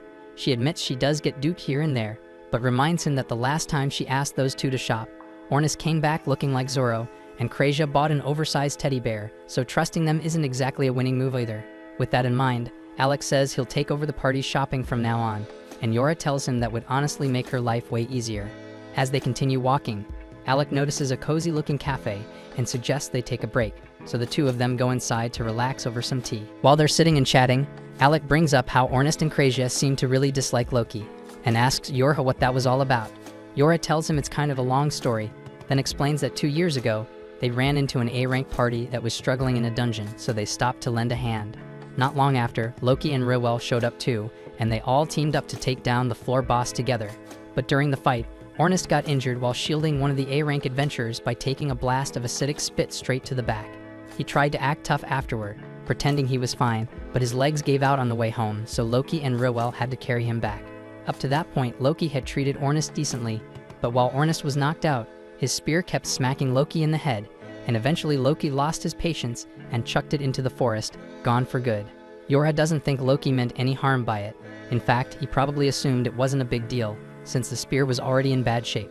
But to Ornest, that spear meant a lot, and when he woke up and learned what happened, he was seriously pissed off. Still, he might have let it go if Loki had just apologized, since it was clearly a dumb mistake, but Loki genuinely couldn't understand why Ornest was so upset over a beat-up weapon. Ever since then, the two haven't been able to see eye to eye, and Yorha admits it's kind of ridiculous that a busted spear is what started the whole feud. Alec agrees, but that still leaves the question of why Krasia doesn't like Loki either. Yorha laughs and says Krasia doesn't actually have a real reason, she just doesn't vibe with the guy. A little later, Alec and Yorha are walking through town again when she starts reminiscing about all the time they used to spend shopping together back in Galdana. They'd pool their gold to buy healing items, and she even remembers how Krasia once tried to brew her own potions, but every single attempt turned into a disaster. As they keep walking, Yorha suddenly stops in her tracks. Her eyes lock on an elven ribbon hanging in one of the market stalls, and she's stunned. These rare accessories boost the wearer's magic power, and she's been searching forever for one. But the price tag is steep 50,000 gil, and she doesn't have anywhere near that much on her right now. She's clearly upset, knowing someone else will probably snatch it up before the day's over. And seeing how much it means to her, Alec decides on the spot to buy it for her. Yorha looks at him, a bit unsure, and asks if he's really okay dropping that kind of cash on her. But Alec tells her it's for the good of the team. Her magic plays a huge role in keeping their coordination tight. Plus, he's sitting on a mountain of savings from his days as a court magician, and honestly, he wanted to treat her to something nice. Yorha beams and tells him she'll treasure the gift with all her heart, and Alec's happy to hear that. The two of them spend the rest of the day enjoying the city together, checking out different spots and soaking in the atmosphere. As the sun begins to set, they end their outing by heading up to the top of the clock tower to watch the view. Yorha turns to Alec and asks what he thinks of Faisal, and he says he loves the energy here because the way everyone's so full of life and free-spirited makes him feel like a real adventurer for once. After hearing that, Yorha gets a little more serious and asks Alec if being in her party is truly what he wants. She brought him in right after he got exiled from the royal capital, and she can't help but feel like she took advantage of his situation, like she pressured him into joining when he didn't have any other options. She tells him that if he ever wants to leave, she won't hold him back, but Alec cuts her off and says sure, there were a few things he had planned back in Galdana before leaving, but that doesn't matter anymore. What matters now is chasing the goal Ornus threw out there, becoming the strongest party in the world, and he knows there's no way he can reach that without Yorha and the others by his side, so he's not going anywhere. That answer puts Yorha at ease, and she's especially glad to hear it because it's rare for Alec to speak so openly. He's usually the kind of guy who keeps everything bottled up. Alec says he just felt like it was time she knew how he really felt. And actually, there's one more thing he needs to tell her. Yorha starts blushing, thinking this might be the moment he confesses his feelings, and she even starts leaning in, expecting a kiss. But Alec suddenly chuckles and says the only reason he's being so open is because he lost a bet to Ornus, and part of that deal was that he's not allowed to hide what he's thinking anymore. Yorha instantly realizes Alec still has no clue how she feels about him, and it leaves her totally flustered. She had really hoped he'd finally make a move, but he's not. Frustrated, she turns away, trying to hide her embarrassment, while Alec just stands there confused, completely unaware of why she suddenly looks so upset. The following day, Ornus heads over to wake Alec and finds him completely knocked out in bed, surrounded by a pile of books. He tries the usual way, calling Alec's name, but when that fails, he just yanks the covers off and shouts for him to get the hell up. Ornus reminds him that a proper adventurer is up at the crack of dawn, ready to go. Alec gets it sure, but he still doesn't understand how Ornus has this much energy first thing in the morning. Once Alec is dressed and ready, the two of them step out into the backyard to start their morning training session. They go at full force, and Yorha, watching from the side, warns them to dial it back before one of them ends up getting seriously hurt. Of course, the warning goes completely ignored, and if anything, it just fires them up more. Both guys are hell-bent on proving they've got the edge, and the clash only gets more intense. It finally wraps up when Alec's sword shatters mid-strike against Ornus' defense. Ornus technically wins, but still calls Alec a damn monster for being able to keep up that well while being a mage. Either way, he's not done yet. He says it's time to crank things up and tells Alec to summon his artifact so they can keep going. But before Alec can do anything, Yorha jumps between them and puts a stop to it, saying if they push this any further, someone's definitely going to get wrecked for real. Right at that moment, Loki decides to make an entrance. Seeing them all training hard, he smugly steps in and offers to give them a few tips. After all, he is an S-rank adventurer. But nobody's interested, so the whole group just turns to leave and get on with their day. That's when Loki suddenly flashes their S-rank ID and asks if they really want to treat him like this when he's the one who recommended their party for S-rank promotion. As soon as he says that, Yorha immediately spins around and gets hyped, asking to see the card. She's clearly thrilled about the promotion, but Loki says he won't hand it over unless Ornus apologizes for all the times he treated him like crap. Ornus flat out refuses, and just as the tension starts building, Krista and Rewell arrive and step in, telling Loki to quit making trouble for Yorha's team. They go on to explain that the recommendation for Yorha's party to be promoted to S-rank has already been submitted and approved by the guild master, so they're only here to deliver their brand new S-rank ID. Everyone's riding high from the promotion, but then Krista walks up to Alec and tells him she doesn't think becoming S-rank is nearly enough to repay everything he's done for their party, so she tells him straight up that if he ever finds himself in trouble, he'd better not hesitate to call on her, and Alec genuinely appreciates it and says he'll keep that in mind. And to celebrate the fact that Lasting Period officially made it to S-rank, Loki suggests they all go out for lunch, so Kreja quickly announces that Loki is inviting everyone to eat on his tab. And immediately, the group heads over to the tavern for a well-deserved feast. Even while they're eating, Alex still can't fully wrap his head around the fact that he's part of an S-rank party now, but Ornus catches the look on his face and immediately calls him out, warning him not to start doubting himself. He then tells Alec this is just the beginning of their legacy, and if he starts getting stuck on stupid insecurities, Ornus won't hesitate to beat some sense into him. Alex says he gets it, and with that, Yorha lifts her glass and proposes a toast to their new S-rank status. They even go as far as ordering a whole barrel of the tavern's most expensive booze, much to the dismay of Loki's wallet. Hours later, night has settled in and everyone's full and tired, ready to head back home. Except for Yorha, who's completely knocked out after drinking way too much. Krazia explains that she was just in an especially good mood tonight, not only because of the promotion, but also because Alec turned down the king's offer to return to Galdana so he could stay with their party instead. Right then, Nisha comes running up looking for Krazia, saying the guild is short on healers and they could really use her help. Krazia doesn't hesitate and heads straight to the guild infirmary to assist, but when she gets there, she's surprised by how many wounded adventurers are packed in. She turns to Misha and asks if a dungeon raid went south or something, but Misha shakes her head because monsters didn't cause these injuries, they were caused by people. That stuns Krazia because it's the first she's heard of anything like that. So Misha explains that there's been a string of attacks recently, adventurers getting ambushed by a dangerous group that calls itself the Shadow Guild. Right then, the guild master steps in and calls out to Krazia because he's got another injured adventurer who needs immediate help. The infirmary's packed, so Liviel had no choice but to bring her upstairs to his own quarters. The girl's name is Olivia, and she's in critical condition after being ambushed alone by the Shadow Guild. Her wounds are severe, but with Krazia on the scene, Liviel's confident she'll pull through. Krazia starts examining Olivia's injuries, carefully checking each one, but just as she's about to start healing, Olivia suddenly jolts awake and grabs her hand. She demands to know where she is, so Krazia calmly explains that she was brought to the guild for emergency treatment after being attacked. She then gently asks if Olivia remembers anything about the Shadow Guild that might help. But the moment she hears that name, Olivia erupts in rage. The memories of what happened come flooding back, and with clenched teeth, she swears revenge for what he did to her.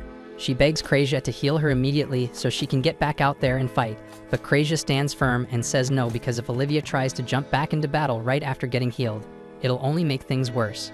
Frustrated and still burning with anger, Olivia tries to push through the pain and force Krazia to heal her faster. But as Krazia warned, the effort causes her to collapse again, and once she's out cold, Krazia resumes the healing process. Turns out, Olivia is part of the Nameless Party, one of Faisal's top-ranked swordsmen, which only raises the question, who the hell could have done this kind of damage to someone that strong? And by the time the sun rises, Krazia has finished healing her.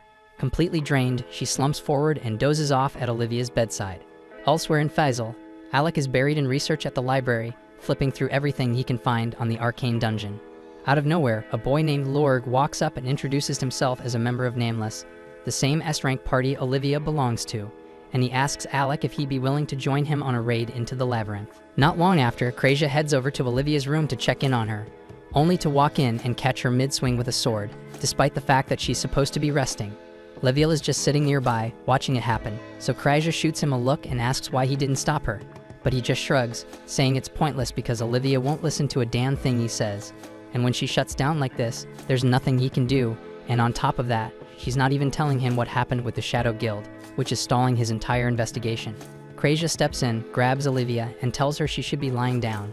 But Olivia fires back, shouting that the real issue isn't rest. It's the fact that her legs still aren't working right.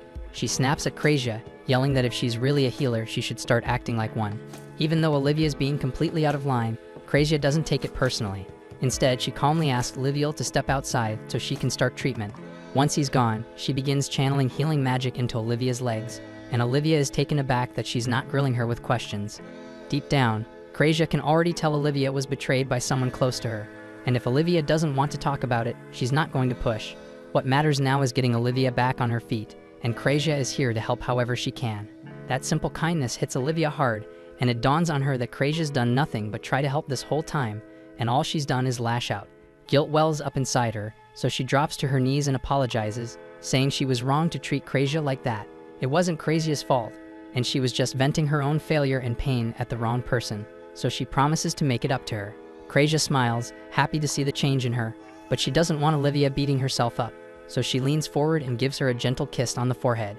Olivia recoils in shock, asking what that was for, and Krazia chuckles. It's just a little charm to help her relax. That simple gesture reminds Olivia of her mother, and for a moment, her expression softens as she drifts into thought.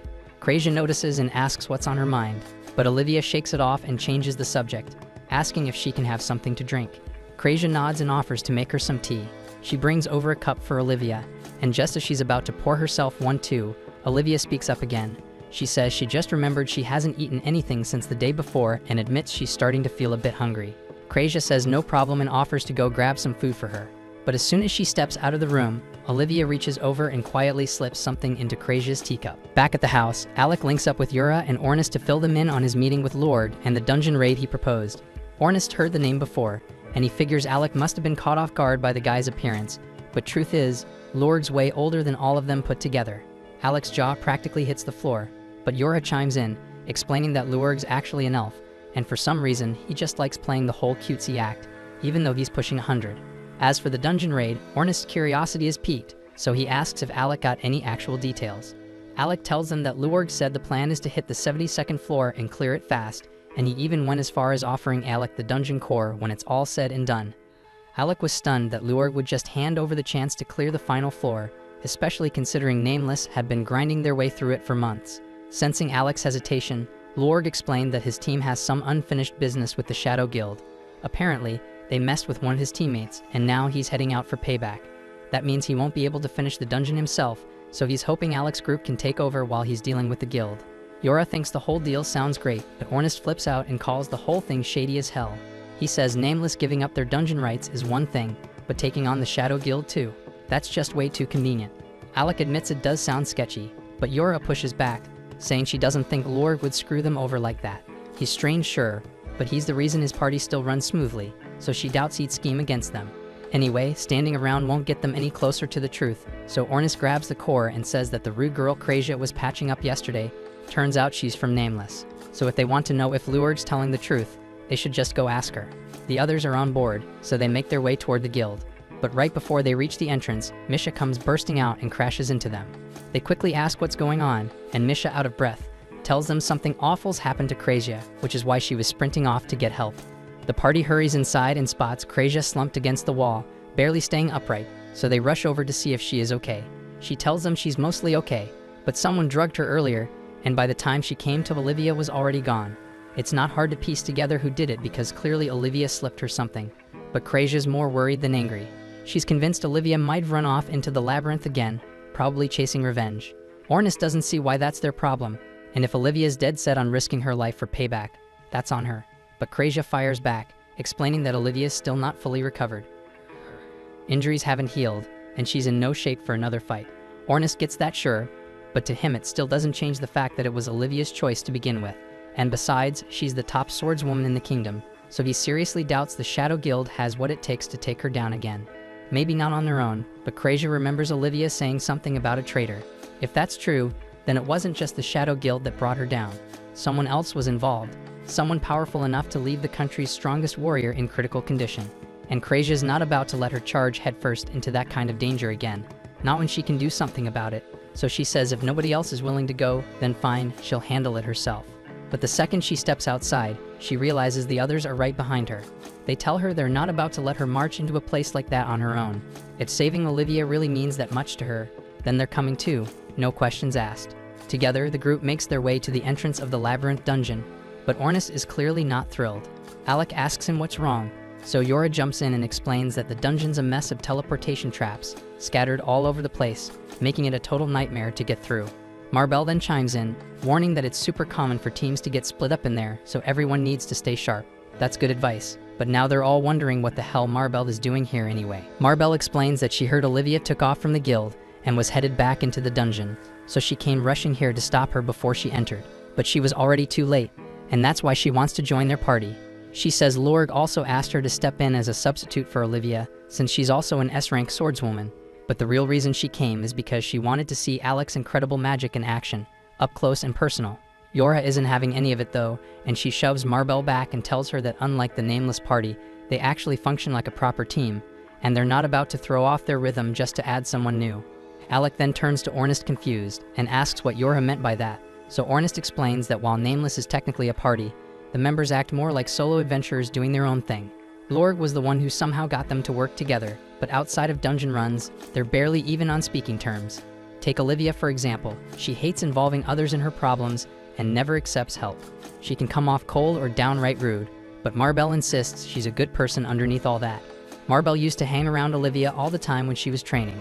At first, Olivia tried to shake her off, saying she worked better alone and only joined Nameless because she needed a party to get through dungeons. But instead of backing off, that just made Marbell more persistent. And since Olivia didn't seem to care much for her team anyway, Marbell asked if she'd like to raid a dungeon together sometime, and Olivia actually said yes, so they've been close ever since. Marbell says she won't insist on coming if she's just going to slow them down, but she's genuinely worried about Olivia and begs them to do whatever they can to bring her back safely. But before heading in, Ornus tosses a wristband to Alec and tells him to wear it because it's their hidden trump card for this dungeon. Alec has no clue what it does, but he trusts Ornus and puts it on without arguing. Once they're all set, the group enters the labyrinth together, but before they move in too far, Krazia stops to set up a teleportation circle of her own.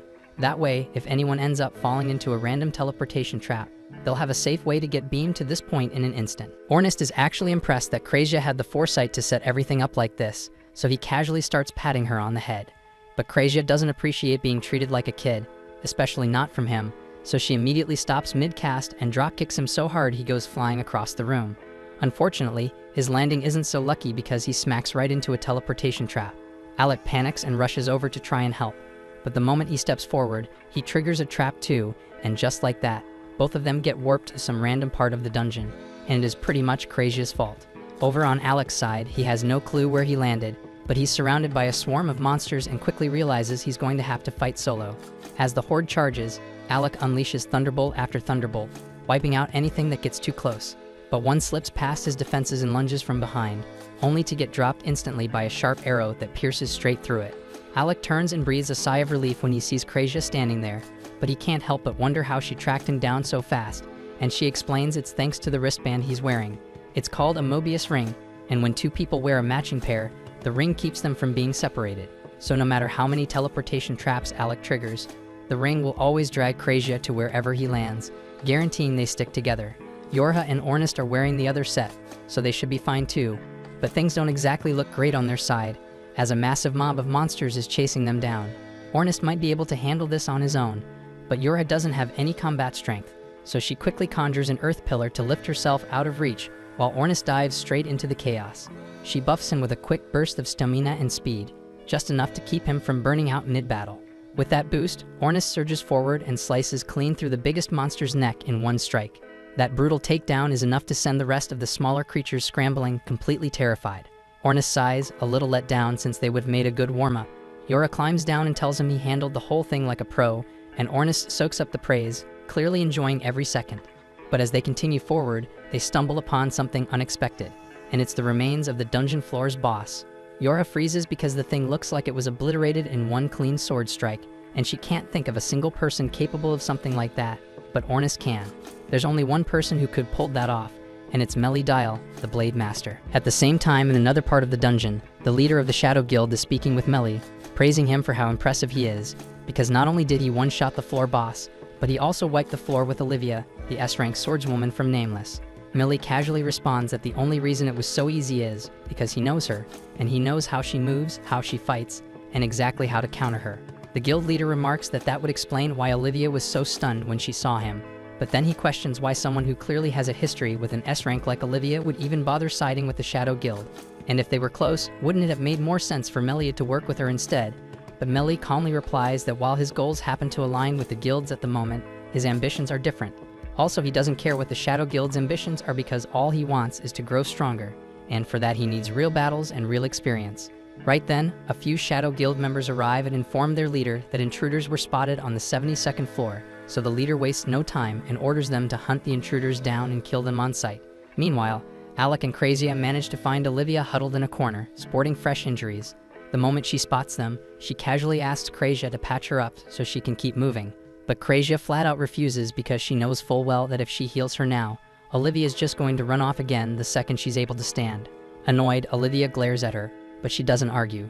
Instead, she grits her teeth and forces herself back onto her feet, determined to keep going despite the pain. Alec and Krazia quickly step in her way, blocking her path.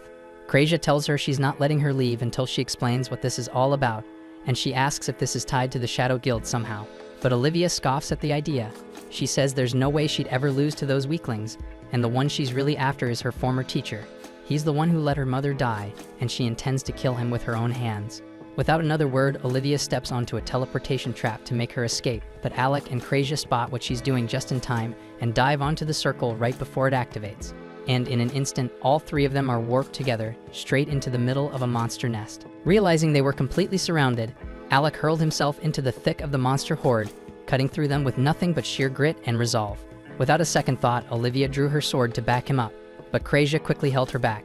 After patching up Olivia's injuries, Krazia told her she was preparing a teleportation spell. Though it was obvious Alec couldn't last forever on his own.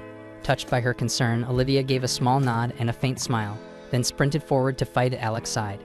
And as the two battled to hold the line, Krazia began channeling the escape spell with all her focus. Mid-battle, a hulking Cyclops takes a swing at Alec.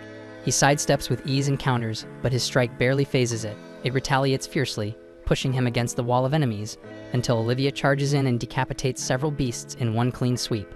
Alec blinks, stunned that he hadn't even seen her draw, and she casually points out that he's still green when it comes to dealing with high-level monsters. Just then, Krazia finishes the teleportation circle and calls for Alec, but the magic sigil flickers and vanishes. Alec immediately figures out that there's a magic eater nearby, and his fears are confirmed as more of the creatures flood into the chamber. Back to back with Olivia, Alec stands firm as she dashes forward and effortlessly slays another beast. Watching her carve through the horde with precision, Alec can't help but compare her style to Ornest's. Where Ornest fought loud and dramatic, Olivia's strikes were sharp, clean, and merciless. Not wanting to be left in the dust, Alec pushes forward and slays a few himself. Olivia gives him credit for his power and sword handling, but points out that his technique is still too raw. She tells him to stop forcing his strength and instead let his blade flow naturally with his movement. While Krazia scans the area for the monsters suppressing their magic, Olivia and Alec realize the swarm just keeps coming. Olivia calls out, asking if Krazia can locate the magic eater. Krazia shouts back that she's found it, but it's surrounded by a massive cluster of monsters. Without hesitation, Olivia charges straight into the mob, slicing down anything in her way to shield Krazia from danger. Alec darts around the chamber, trying to draw the rest away, but a winged beast swoops down on him. He raises his blade just in time to deflect the strike and knock it back. But the damn thing doesn't give up, and it keeps chasing him relentlessly, so Alec baits it into clashing with a nearby Cyclops. The bird tears through it in seconds, but its focus never leaves Alec. At the same time, Olivia keeps closing the distance between herself and the magic eater until she finally brings it down and smashes the artifact it was guarding. She quickly calls out to Krazia, letting her know it's done, so Krazia immediately starts charging up a fresh teleportation circle. As soon as it's ready, she calls for Alec, who unleashes a full-powered thunderstrike that electrocutes the swarm of monsters still harassing him. And once they're down, he hurries back to Krazia, who's waiting for Olivia to make it through. After fighting her way past the relentless tide, Olivia finally breaks through and reaches them. She grabs Alec's hand, and with everyone together, Krazia activates the spell and warps them out of the monster-infested death trap. Once they're safely outside, Olivia turns to Alec and asks why he never told her he could use magic like that. He reminds her he already mentioned it before, but Olivia argues that no proper mage would ever charge into a monster horde swinging a sword.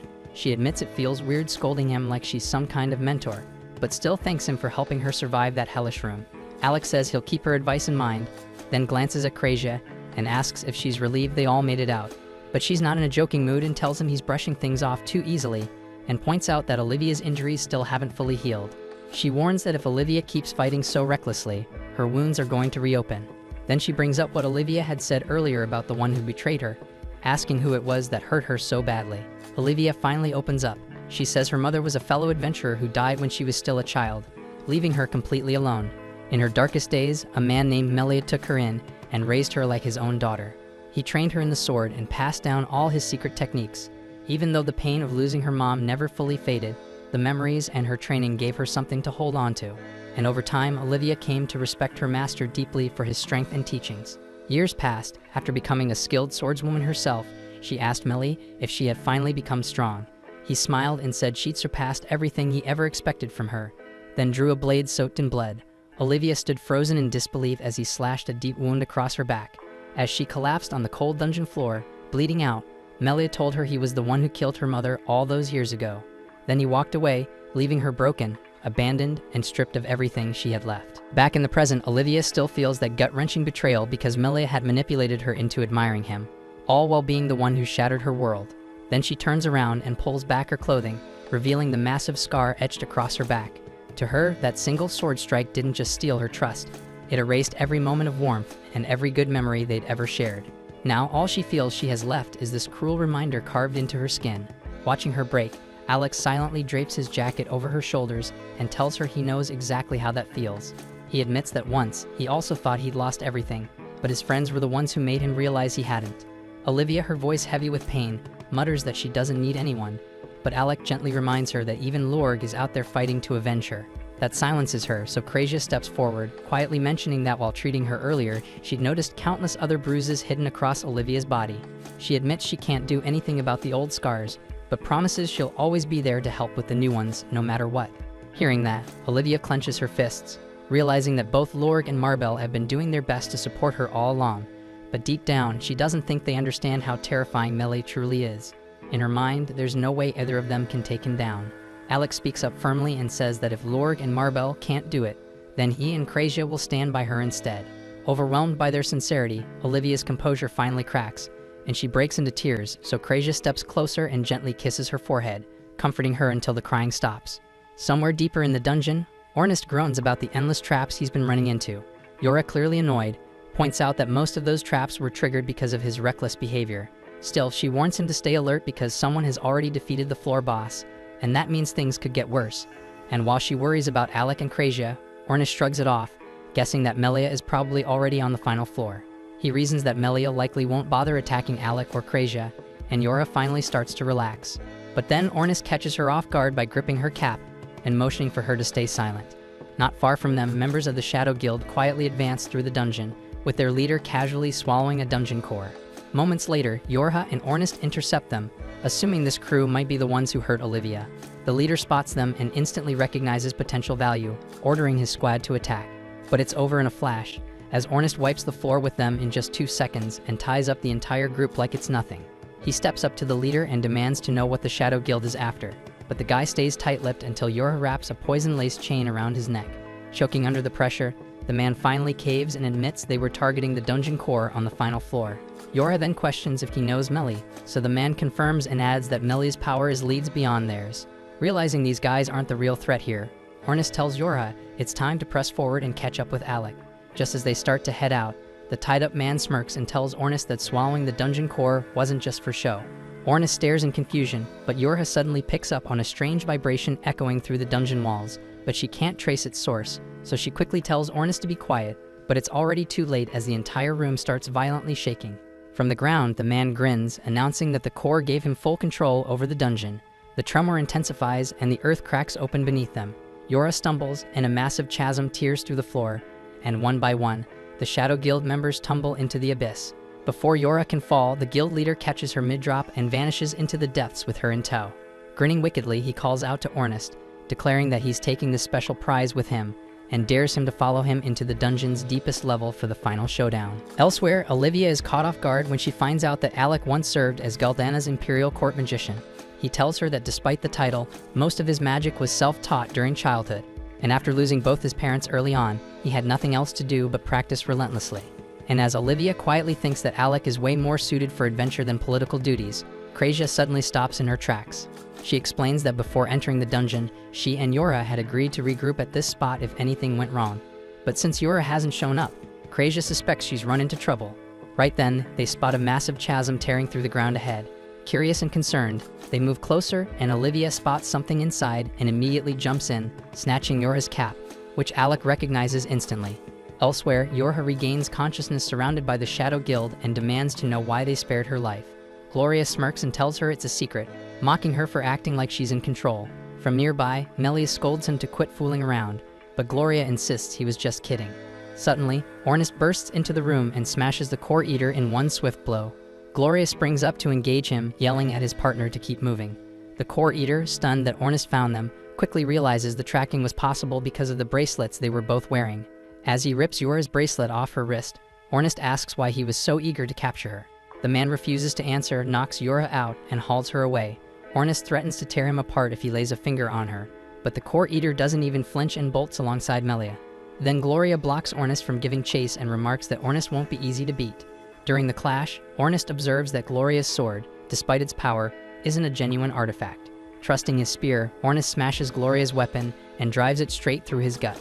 As Gloria crashes to the ground bleeding, Ornest turns to pursue Melie, but Gloria suddenly erupts in a deranged scream.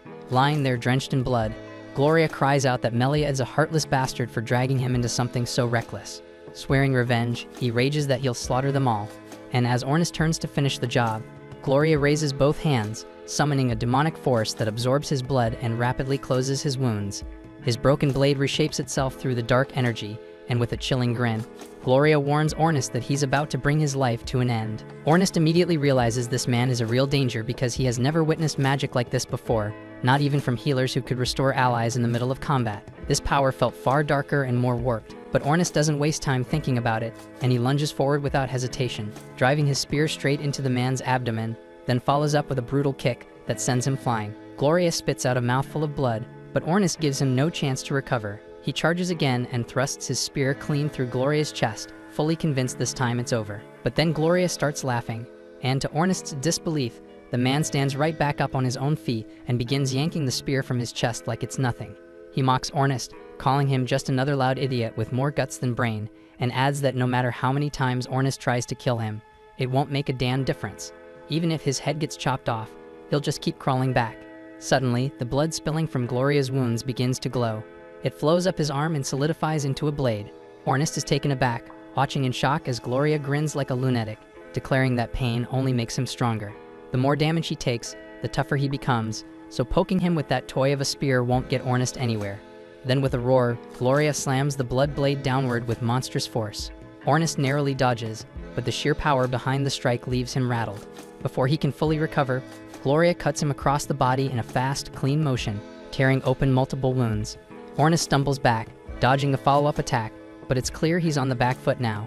He's already bleeding, outmatched, and cornered, and if he doesn't figure something out fast, he's finished. But before any plan can form, Gloria conjures up a blood-soaked whip and lashes it straight across Ornest's face. The impact sends him reeling, and before he can regain his balance, the whip coils around his legs, hoists him into the air, then slams him into the ground like a ragdoll. Ornest's spear goes flying, and he hits the dirt hard, gasping for air, barely able to move. Gloria then bursts out laughing and taunts Ornest, saying if that was all he had, then he was nothing more than a glorified training dummy, perfect for venting some frustration.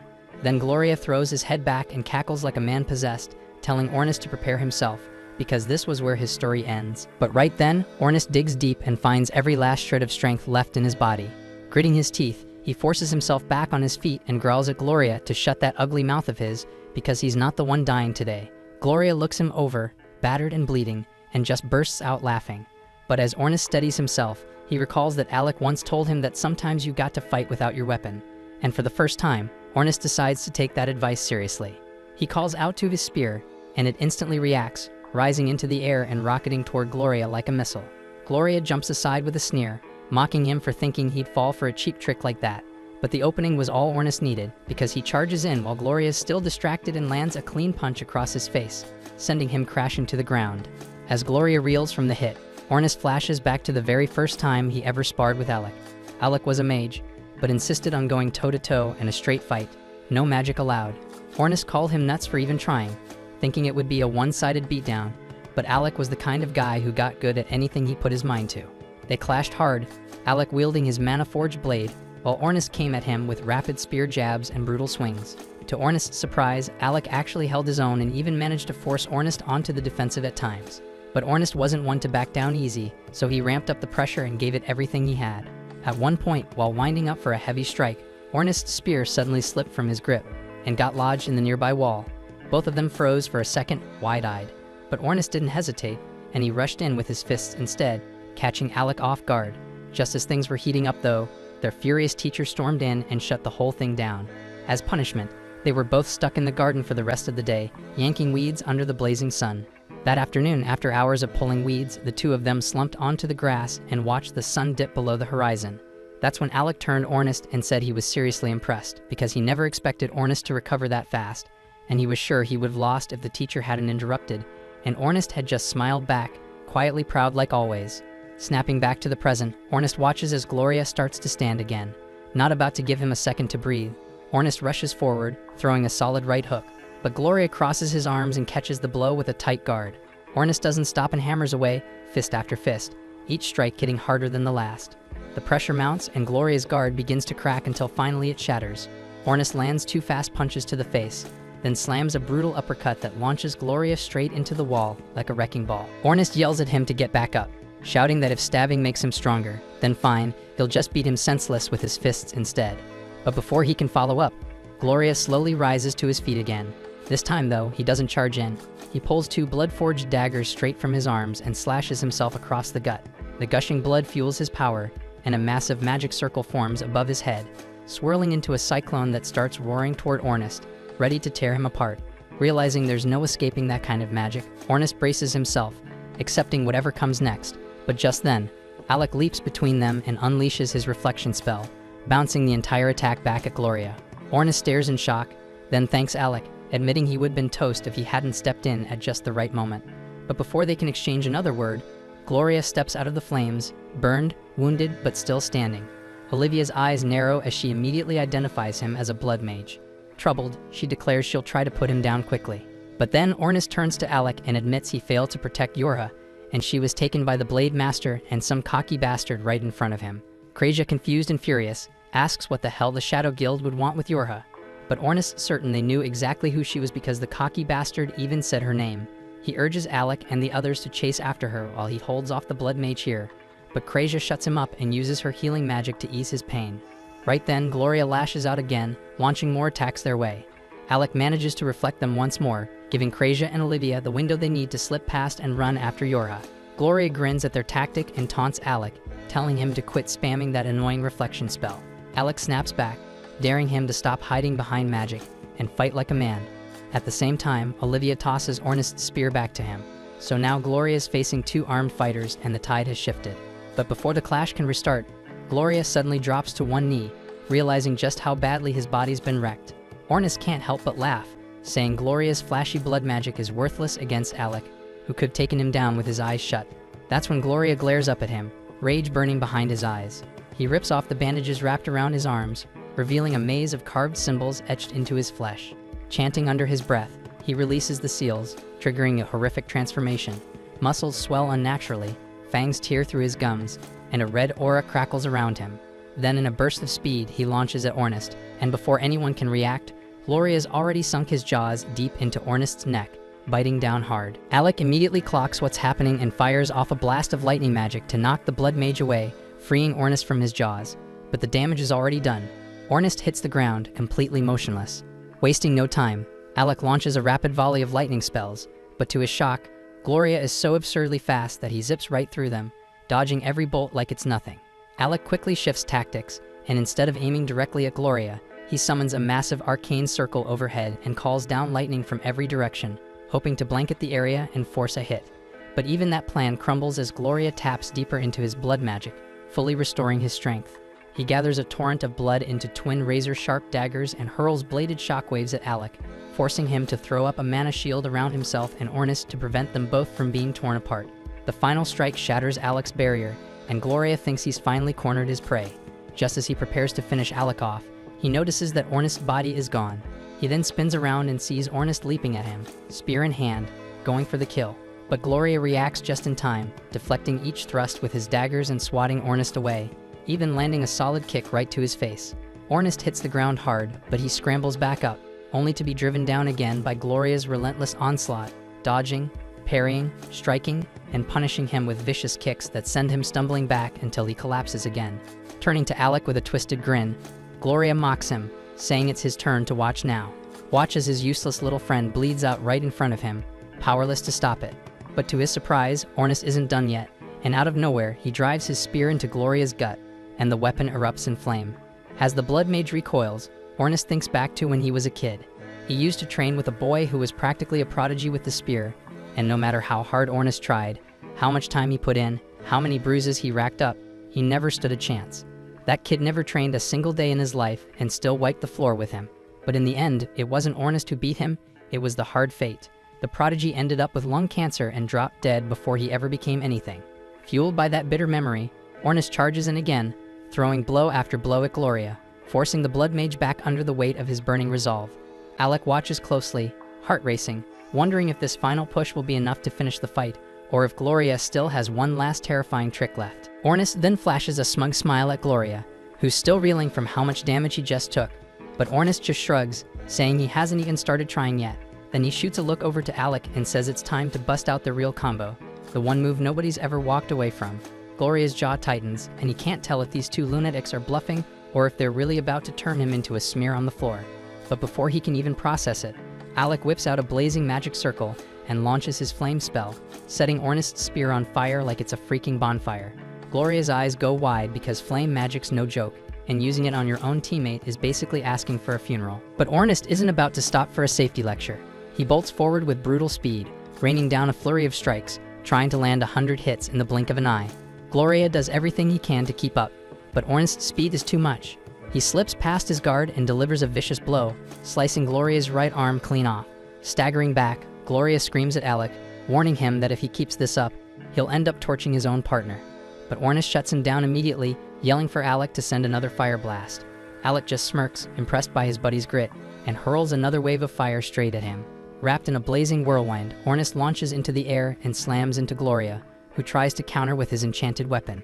But at this point, Ornest has way too much power backing him. He drives Gloria back, slamming him to the ground with brute force, and he doesn't let up. Before Gloria can even blink, Ornest is right back in his face, hammering him with non-stop attacks. Gloria blocks what he can, but he's outmatched, outpaced, and it's not enough. Ornest breaks through and delivers another savage slash, this time tearing off his left arm from the shoulder. As he stands over the wrecked mess that was Gloria, Ornest's mind flashes back to the boy who always beat him during training. He clenches his weapon, vowing to honor him by proving he had what it took to become the world's greatest lancer. Channeling every ounce of strength and rage he has, Ornest lunges with one final, devastating thrust, driving his flaming spear straight through Gloria's chest. The force is so violent that it splits his torso from his lower half, and his mangled body crashes to the ground in pieces. With the fight finished, Ornest turns to Alec, walking over with fire still burning in his eyes, declaring that nothing's going to stop them from becoming the #1 party in the world.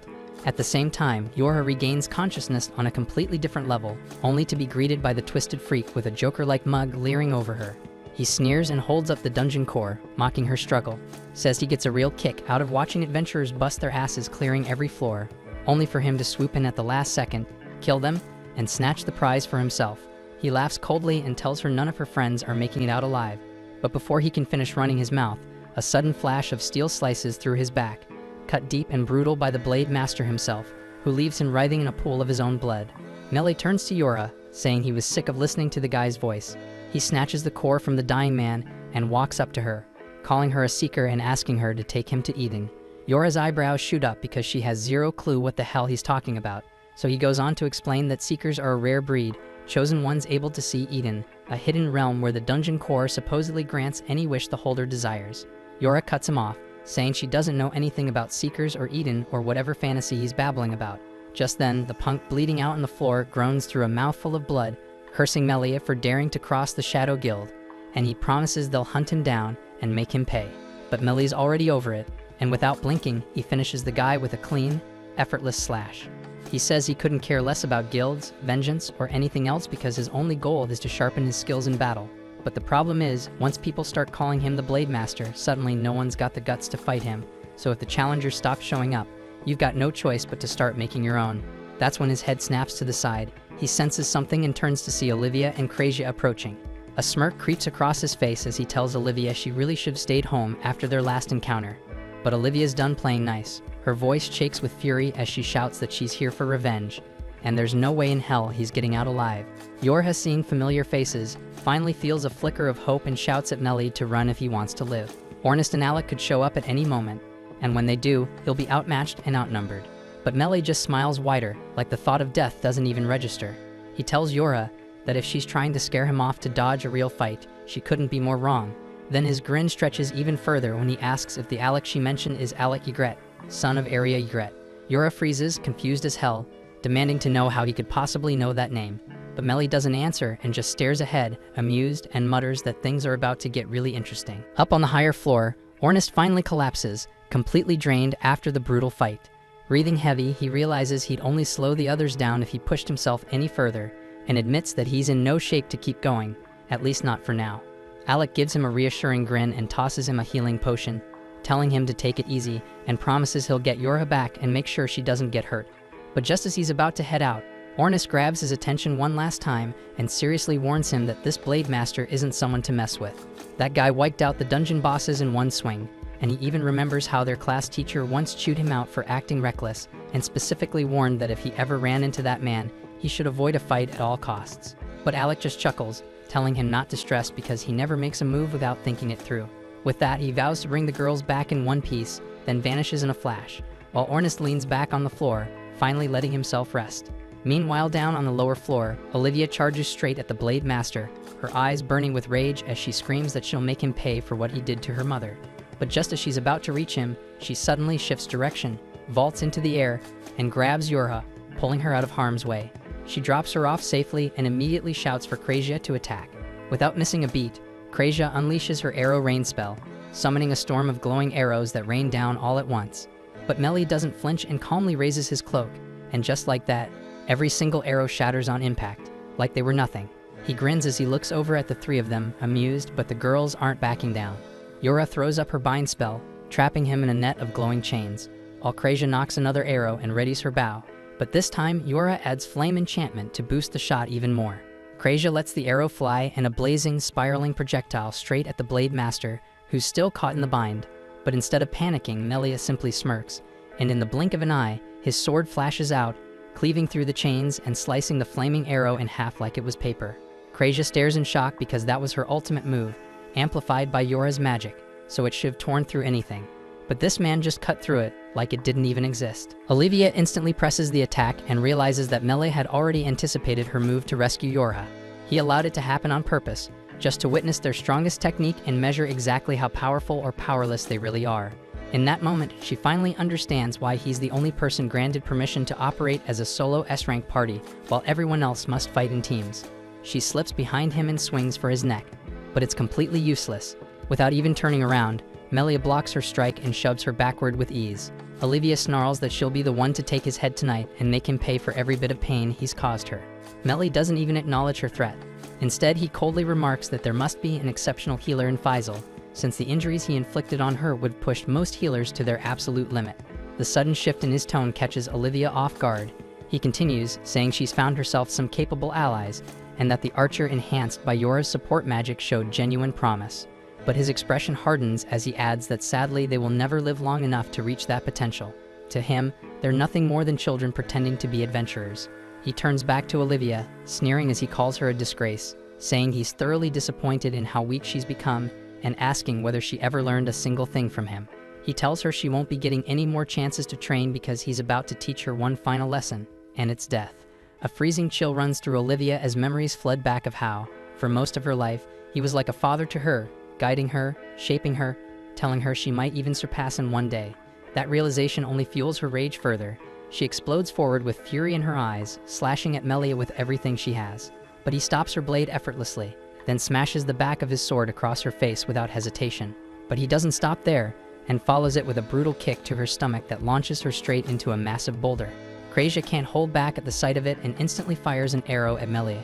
He casually snatches it out of the air and snaps it in half with his bare hands, then tells Olivia coldly that a person is better off alone, because loneliness is what truly forges strength. With that, he turns toward Krazia and Yora and unleashes an overwhelmingly powerful strike that would have killed them instantly. But at the very last second, Olivia forces her broken body to move and throws herself in front of them, stopping the attack from reaching Krazia and Yorha. The blow tears into her instead, and she crashes to the ground as blood pours from her wounds. Krazia instantly drops down beside her, trying to heal her wounds, but Olivia urges her to save her strength and get out of there while she still can. Just then, Alec bursts onto the scene, charging straight at Melia with fury in his eyes, swinging his sword with everything he's got. Melie blocks the blow effortlessly with his own blade and shoves Alec backward. Alec sticks the landing, quickly tells the girls to look after Olivia, and then charges in again without hesitation. Melie remains composed, drawing his sword as they clash in a relentless flurry of slashes and counters, neither giving an inch. Both leap back to reset their stance, and Melie uses the break to taunt Olivia again, calling her pitiful, which pushes Alec over the edge. He charges again, but Melie sidesteps with ease. With a smug grin, Melia mocks him, saying he's a mage, not a swordsman, and if he wants to save his pathetic friends from dying a brutal death, he better start using real magic. That's all it takes to set Alec off, so he roars in rage, summoning a massive lightning dragon and hurling it at Melia. But the Blade Master doesn't flinch and plants his feet, braces himself, and with pure grit, he holds the beast back, deflecting the strike with his sword. Yora watches in disbelief, stunned that anyone could even hold their ground against such overwhelming power. But Melie doesn't stop there, and he slices straight through the dragon like it's nothing, completely wiping out the spell with one clean strike. Alec stares in shock as Melee grins, blood trickling down from his forehead. He says Alec might be the ideal prey to satisfy his hunger, but mocks him for being a weak mage, claiming he didn't sense a shred of killing intent in that attack. Alec just smirks, thinking back to Ornith's warning not to go too far. Then he turns to Melee and says if he wants to witness real power, then he better pay attention this time. His body begins to glow as he activates his trump card, Limit Break. Yora gasps, stunned that he'd actually use it. She reveals that Alec once created a forbidden spell of his own design, one that overrides his natural limits by drawing mana directly from the environment. It shatters every boundary and lets him tap into the full extent of his magical strength. With it, he gains control over all elements: earth, water, fire, lightning, and ice. But it comes at a price. The spell eats away at his life force and could straight up kill him if he pushes it too far. Still, Alec doesn't give a damn, and he locks eyes with Melee and tells him to come at him with everything, because only one of them's walking out of this dungeon breathing. Then we learn that this world holds thousands of distinct types of mana, and trying to absorb any mana that isn't your own is basically like injecting poison into your veins. And because of that, it's widely accepted that pulling mana from the surroundings is flat out impossible, so mages are taught to generate it internally, no exceptions, but Alec completely defies that shit. 4 years earlier, when the group was still gearing up for their showdown with the Hydra, they were scoring the library for any shred of useful information they could dig up on the monster. Unfortunately, what they found was discouraging. The Hydra had 5 heads, each representing a different element, and the only way to defeat it was to strike all 5 heads with those 5 elements simultaneously. That immediately posed a major issue, as they had only 4 members, and Ornis couldn't use magic at all. Alec already had fire and lightning under his belt, so those 2 were covered, but pulling off the remaining 3 would be tough. Krazia, even though she rarely tapped into it, technically had an affinity for air, so she might be able to manage with some training. Yorha, on the other hand, had a natural connection to both earth and water, but the problem is she was awful at offensive magic, and no amount of grinding would fix that. She ends up apologizing to the team for holding them back, but Alec doesn't blame her because he already had a workaround in mind. Since mana exists all around them, he figured that if he could somehow draw in external mana, he'd be able to cast any element with no restrictions. The others thought the theory sounded great, but none of them had ever heard of anyone actually pulling that off. Even if Alec did manage it, it'd just end up tearing his body apart from the inside because external mana is toxic after all. Still, Alec seemed dead set on exploring the idea, so he snatched a bunch of books and ran off to study the concept on his own. And what he's doing now is the result of that research. Yorha explains that in this state, Alec can tap into all the ambient mana nearby, letting him unleash any kind of spell without limit. He instantly launches a 5-elemental barrier at Melia.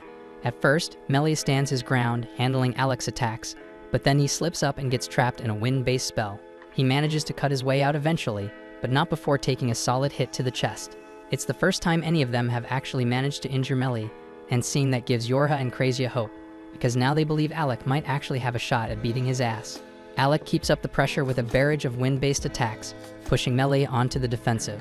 But rather than being frustrated, Melee actually seems thrilled because this is the first time in ages someone's made him work for it. As Alec sends another blast his way, Melee pulls out a second sword and slices through the storm with a rapid flurry of strikes.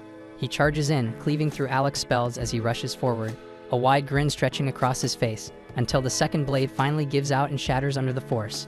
Letting it drop, Melee thanks Alec for the experience, saying he only evolves when he's up against someone strong enough to truly threaten his life, and he wouldn't expect anything less from the disciple of Eldas. That name catches Alec completely off guard, so he quickly asks if Melee actually knew Eldas. Melee nods, saying he knows more than a little, and he's also aware that Alec's been hunting for him, but in his opinion, that search is a mistake. Maybe Eldas wants to be found, but Alec definitely isn't the one meant to do it. Melee guesses there's a lot Eldas kept from Alec, like the real story behind his mother's death. Alec probably grew up believing she died of some illness or plague, but Melee makes it clear that a woman like her wouldn't go down from something so trivial. Alec demands an explanation, but Melee just smirks and tells him the truth will reveal itself eventually. For now, he's had enough of talking. It's time to get back to the fight. He pulls out the dungeon core and starts drawing power directly from it, letting the energy surge through him until he successfully infuses his blade with its force. Now more fired up than ever, Melee's itching to find out how long Alec can keep that limit form going, because there's no way he can hold it forever. Elsewhere in the dungeon, Ornis is explaining Alec's limit break to the others.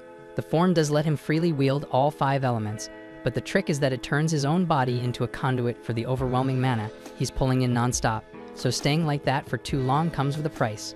Ornis tries to stand, determined to get to Alec's side. But his injuries are too severe, his legs give out, and he hits the floor. He's clearly not going anywhere anytime soon. Meanwhile, the remains of Gloria's corpse are still a threat, and there's a real possibility that he might come back. So Leviel calmly turns to the casket he brought and asks it to handle the situation. A bald dude who looks like Saitama then steps forward and places a coffin in front of Gloria's body, and with a flick of his hand, he activates it, dragging Gloria's remains into what can only be described as a nightmarish limbo. That should be enough to keep him from pulling any resurrection tricks. But down on the bottom floor, things are getting dicey. Alec might be a genius, but Leviel seriously doubts he can take on Melia by himself. Marbell questions if it's even worth worrying. After all, in wide open areas, mages like Alec usually have the upper hand. But Leviel shakes his head and says it's not that simple, because Melia likely has the dungeon core. And it might look like just another core, but unlike the standard ones that drop when you beat a floor boss, the dungeon core is the literal heart of the entire place. Melie didn't get bumped up to S rank for no reason. He's the only guy in his so-called party, but he was promoted because he's strong enough to match a whole team on his own. He's a master with a blade, but he also knows how to use magic, and once someone absorbs a dungeon core, their mana gets cranked to ridiculous levels. So if Melie already got his hands on it, then Alec's got a serious problem. Back below, Melie unleashes a devastating mana slash straight at Alec. Alec reacts fast and throws up a shield, but the blast is a hell of a lot stronger than he expected, and it crashes through the barrier almost instantly. Thankfully, Yora jumps in at just the right moment, throwing up a few extra shields that redirect the incoming blast. But Melie's not done, not even close. He keeps up the pressure with more slashes, and Yora tries to intercept them, while Alec makes a run for it, but she can't stop every single one. One attack breaks through her defense and slams into Alec, sending him flying backward. He's already worn out, and the toll from limit break is starting to pile up, so if this keeps going, he won't hold out much longer. Over by the sidelines, Olivia finally gathers enough strength to speak, and she lets the others know that Melie's current spell is Mana Blast. It's the only offensive spell he uses, but when he does pull it out, it hits like a truck. That said, she's got an idea, a strategy that just might work, but she'll need help to pull it off. Until then, Alec's on his own, and he's been running limit break for 5 straight minutes. His body's almost at its breaking point, and if he wants to survive this, he's going to have to figure out a way to take Melie out once and for all. Out of nowhere, Melie hurls another mana slash straight at Alec. Alec braces and throws up a barrier to defend himself, but he knows he can't keep tanking those forever. He has to do something about the dungeon core Melia is tapping into, but the non-stop attacks aren't giving him a single opening. Right then, Yora jumps in and burns the last of her mana to lock Melie down with several binding spells. Melie breaks out quickly, but the momentary delay is all Alec needs to charge up his next move. Alec unleashes a rapid-fire barrage of spells, dozens at once, filling the air with elemental magic, but Melie tears right through every single one without slowing down. Even when Alec fuses fire and lightning into a massive combined blast, the result is nothing more than a draw. It's clear that at this rate, Alec's going to run out of energy first. He's throwing everything he has, and it's not enough. Just then, Krasia calls out to him, saying she's got a plan. She reminds him of that time they were stuck inside the monster nest, where magic was completely sealed off by an anti-magic barrier, and now she's planning to recreate those same conditions. Alec immediately pulls out his sword, getting ready, so Melia fires off another mana blast. But before it can hit, Krasia casts her spell, forming an anti-magic field around them that makes the blast vanish before it hits Alec. With magic now completely cut off, only physical combat remains an option. Melia scowls, thinking this whole strategy is a mistake. Magic was the only thing giving Alec a fighting chance, so without it, he's just a second-rate swordsman trying to stand toe-to-toe with someone far beyond his level. Alec then pulls a healing potion from his jacket and drinks it, patching himself up. And with a steady hand, he lifts his sword and points it at Melia. He admits that one-on-one he wouldn't last, but he's not fighting alone. With his friends behind him, he believes they can still win this.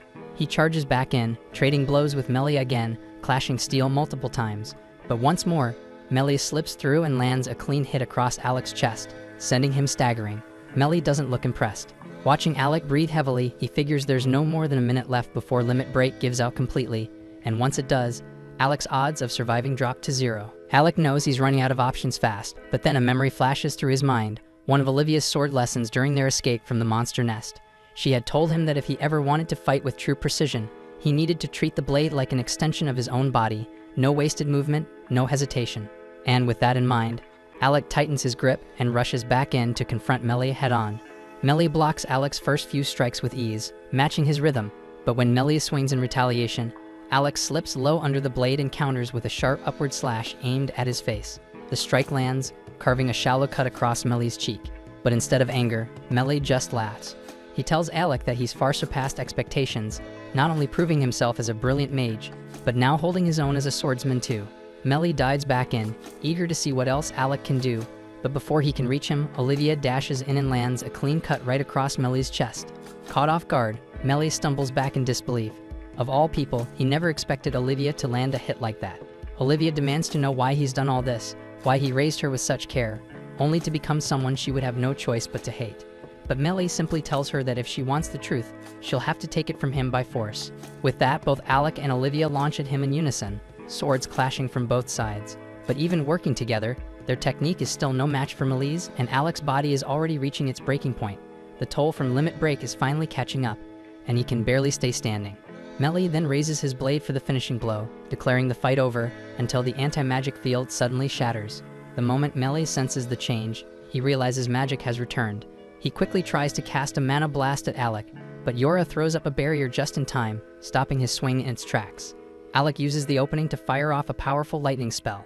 Melee endures the hit and prepares to retaliate, but before he can strike, Olivia jumps in and blocks his sword again, buying Alec just enough time to release a second lightning blast. Melee survives that too, refusing to go down, but in focusing so hard on stopping Alec, he fails to notice Krazia lining up her shot. The moment he turns toward Alec again, Krazia lets the arrow fly, sniping Melee cleanly from across the battlefield. And as Melee stumbles back, he smiles as he realizes that all of that shit was just a distraction and Krazia was the real threat. And while clutching another arrow, Krazia shoots Melee a warning that if he pulls any slick move, she won't think twice about taking him out. He gives a quiet nod, then slowly reaches into his coat, pulls out the dungeon core, and passes it over. The gesture catches Krazia off guard, but Yora steps forward and clarifies that the dungeon core is rumored to be the key to Eden. They say whoever gathers them all can unlock a realm where any wish can come true. She also confesses that she's among the rare few who can actually see Eden. Melee chimes in, saying that each core carries the will of its dungeon, but only a chosen few called Seekers can hear those voices and follow their call to Eden. While Yora wonders how she even became a Seeker in the first place, Melee finally lays it bare. An adventurer has to gather every core that holds a will in order to reach Eden. That hits Olivia hard, so she gets furious and questions whether all the pain he put her through was just so he could chase some selfish dream. Melee gives a small nod, offering no defense, but Alec speaks up, telling him Olivia has earned the truth after everything she's endured. That's when Melee turns to the group and asks if they've ever heard of Dungeon's disease. Krazia answers that it's a sickness that transforms someone into a monster after they're infected by a dungeon spirit. Still, she adds that while there's no cure, the symptoms can be managed with proper care. Melee quietly admits that he went through something similar himself when he first started adventuring.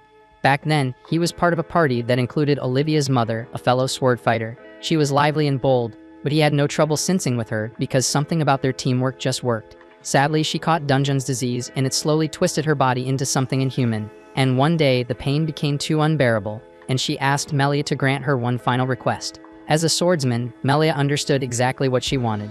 To die in the dungeon where she felt she belonged, so without a word, he drew his blade and walked toward her, delivering the blow himself. In the days that followed, Melee couldn't stop questioning if he had made the wrong call. He blamed his own inexperience and felt he'd failed her. That guilt eventually drove him to adopt Olivia and pass on everything he knew. Over time, Olivia began mimicking him, trying to talk like him, move like him, become him. Then one day, she asked why he never cut his hair. Melia replied that he kept it long to hold on to a certain memory. That answer caught her off guard because she'd always assumed it was for style or some practical reason. Then, in a quiet voice, she confessed that she was trying to mirror him in every way because she saw him as her father. As soon as the words slipped out, the girl turned red from embarrassment and bolted out of the room, leaving Melia completely stunned.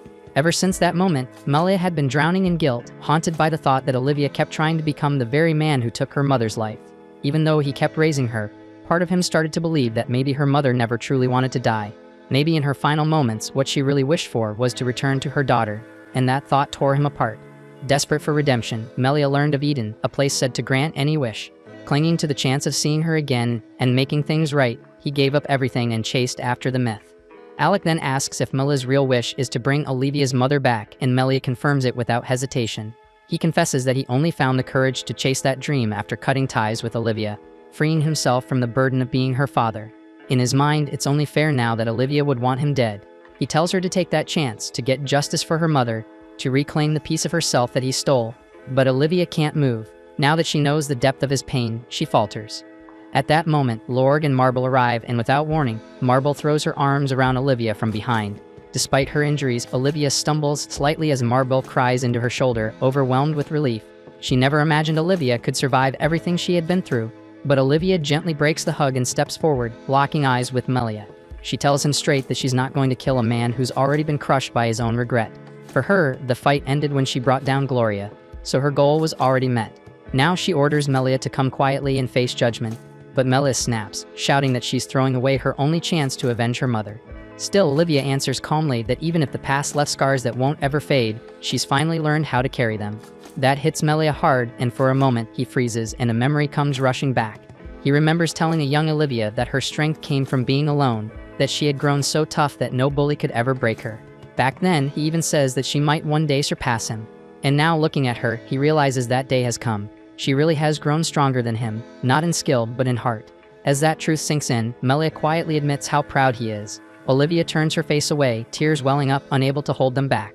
With her chest tightening from all the memories they shared, she prepares to say goodbye to the man she had ever called Dad. Before long, Leviel shows up, visibly furious with Melia for stirring up so much chaos. Melia raises an eyebrow, surprised to see the guild master out in the open, but Leviel snaps back that he had no choice. Thanks to the Shadow Guild running wild, he had to step in personally.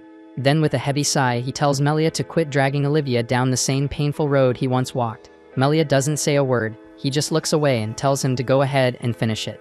Leviel scoffs and waves over Saitama, who casually asks if Melia wants to say a final prayer. Melia refuses but takes a moment to compliment Alec, saying he truly lived up to Eldas's name. Still, he shakes his head, thinking that Alec's real strength comes from his mother, and he quietly wonders how Alec will react once he learns what really happened to her. Then Melia turns to Saitama and tells him it's time. Saitama opens up the black coffin, releasing eerie, ghost-like spirits that wrap around Melia, pulling him into the dimension sealed inside the casket. Ornest, a bit puzzled, asks if Alec knew Melia, but Alec flatly denies it. Leviel then turns to the group and says he's heading out first. As he walks off, he tells Olivia she better write up a damn good apology letter for all the trouble she caused today. Once he's gone, Marbel smirks and jokes that Olivia's doomed, but then Olivia suddenly collapses. Panicked, Marbel screams for help, begging Krazia to do something. Krazia immediately gets to work healing her, grumbling that Olivia really knows how to wear her out. Realizing how much she's pushed herself, Olivia mutters an apology. Krazia narrows her eyes and asks how anyone can get themselves nearly killed 3 separate times in one day, and Olivia quietly says it's because of her. Confused, Krazia asks what she means. Olivia explains that Alec fought so recklessly because he trusted Krazia to fix him up afterward. And just like him, Olivia says she fought harder because she felt safe knowing Krazia was there. Hearing that, Krazia blushes a little, flustered by the unexpected compliment, then grabs Olivia by the throat in mock anger, scolding her for pushing her healing to the limit. As the two of them bicker like old friends, Lord watches with a smirk and wonders how they ended up getting this close. Olivia looks over and asks why he isn't mad at her for running off alone. But Lord just shrugs and says he respects people like her. He explains that Nameless has never had a true unified goal, and everyone on the team does their own thing. But when he saw Olivia beaten down by Melia, something in him snapped. He wanted to avenge her, but knew he couldn't take Melia head-on, so he turned to Alec for help. Alec says he was fine helping out, but Lorg still owes him for the ice cream charge he dumped on his credit card. Then Marble shows up and pleads with Alec to demonstrate his limit break, but Yora shuts her down, warning that it's far too risky. Once things settle, the group starts debating how the dungeon core should be handled.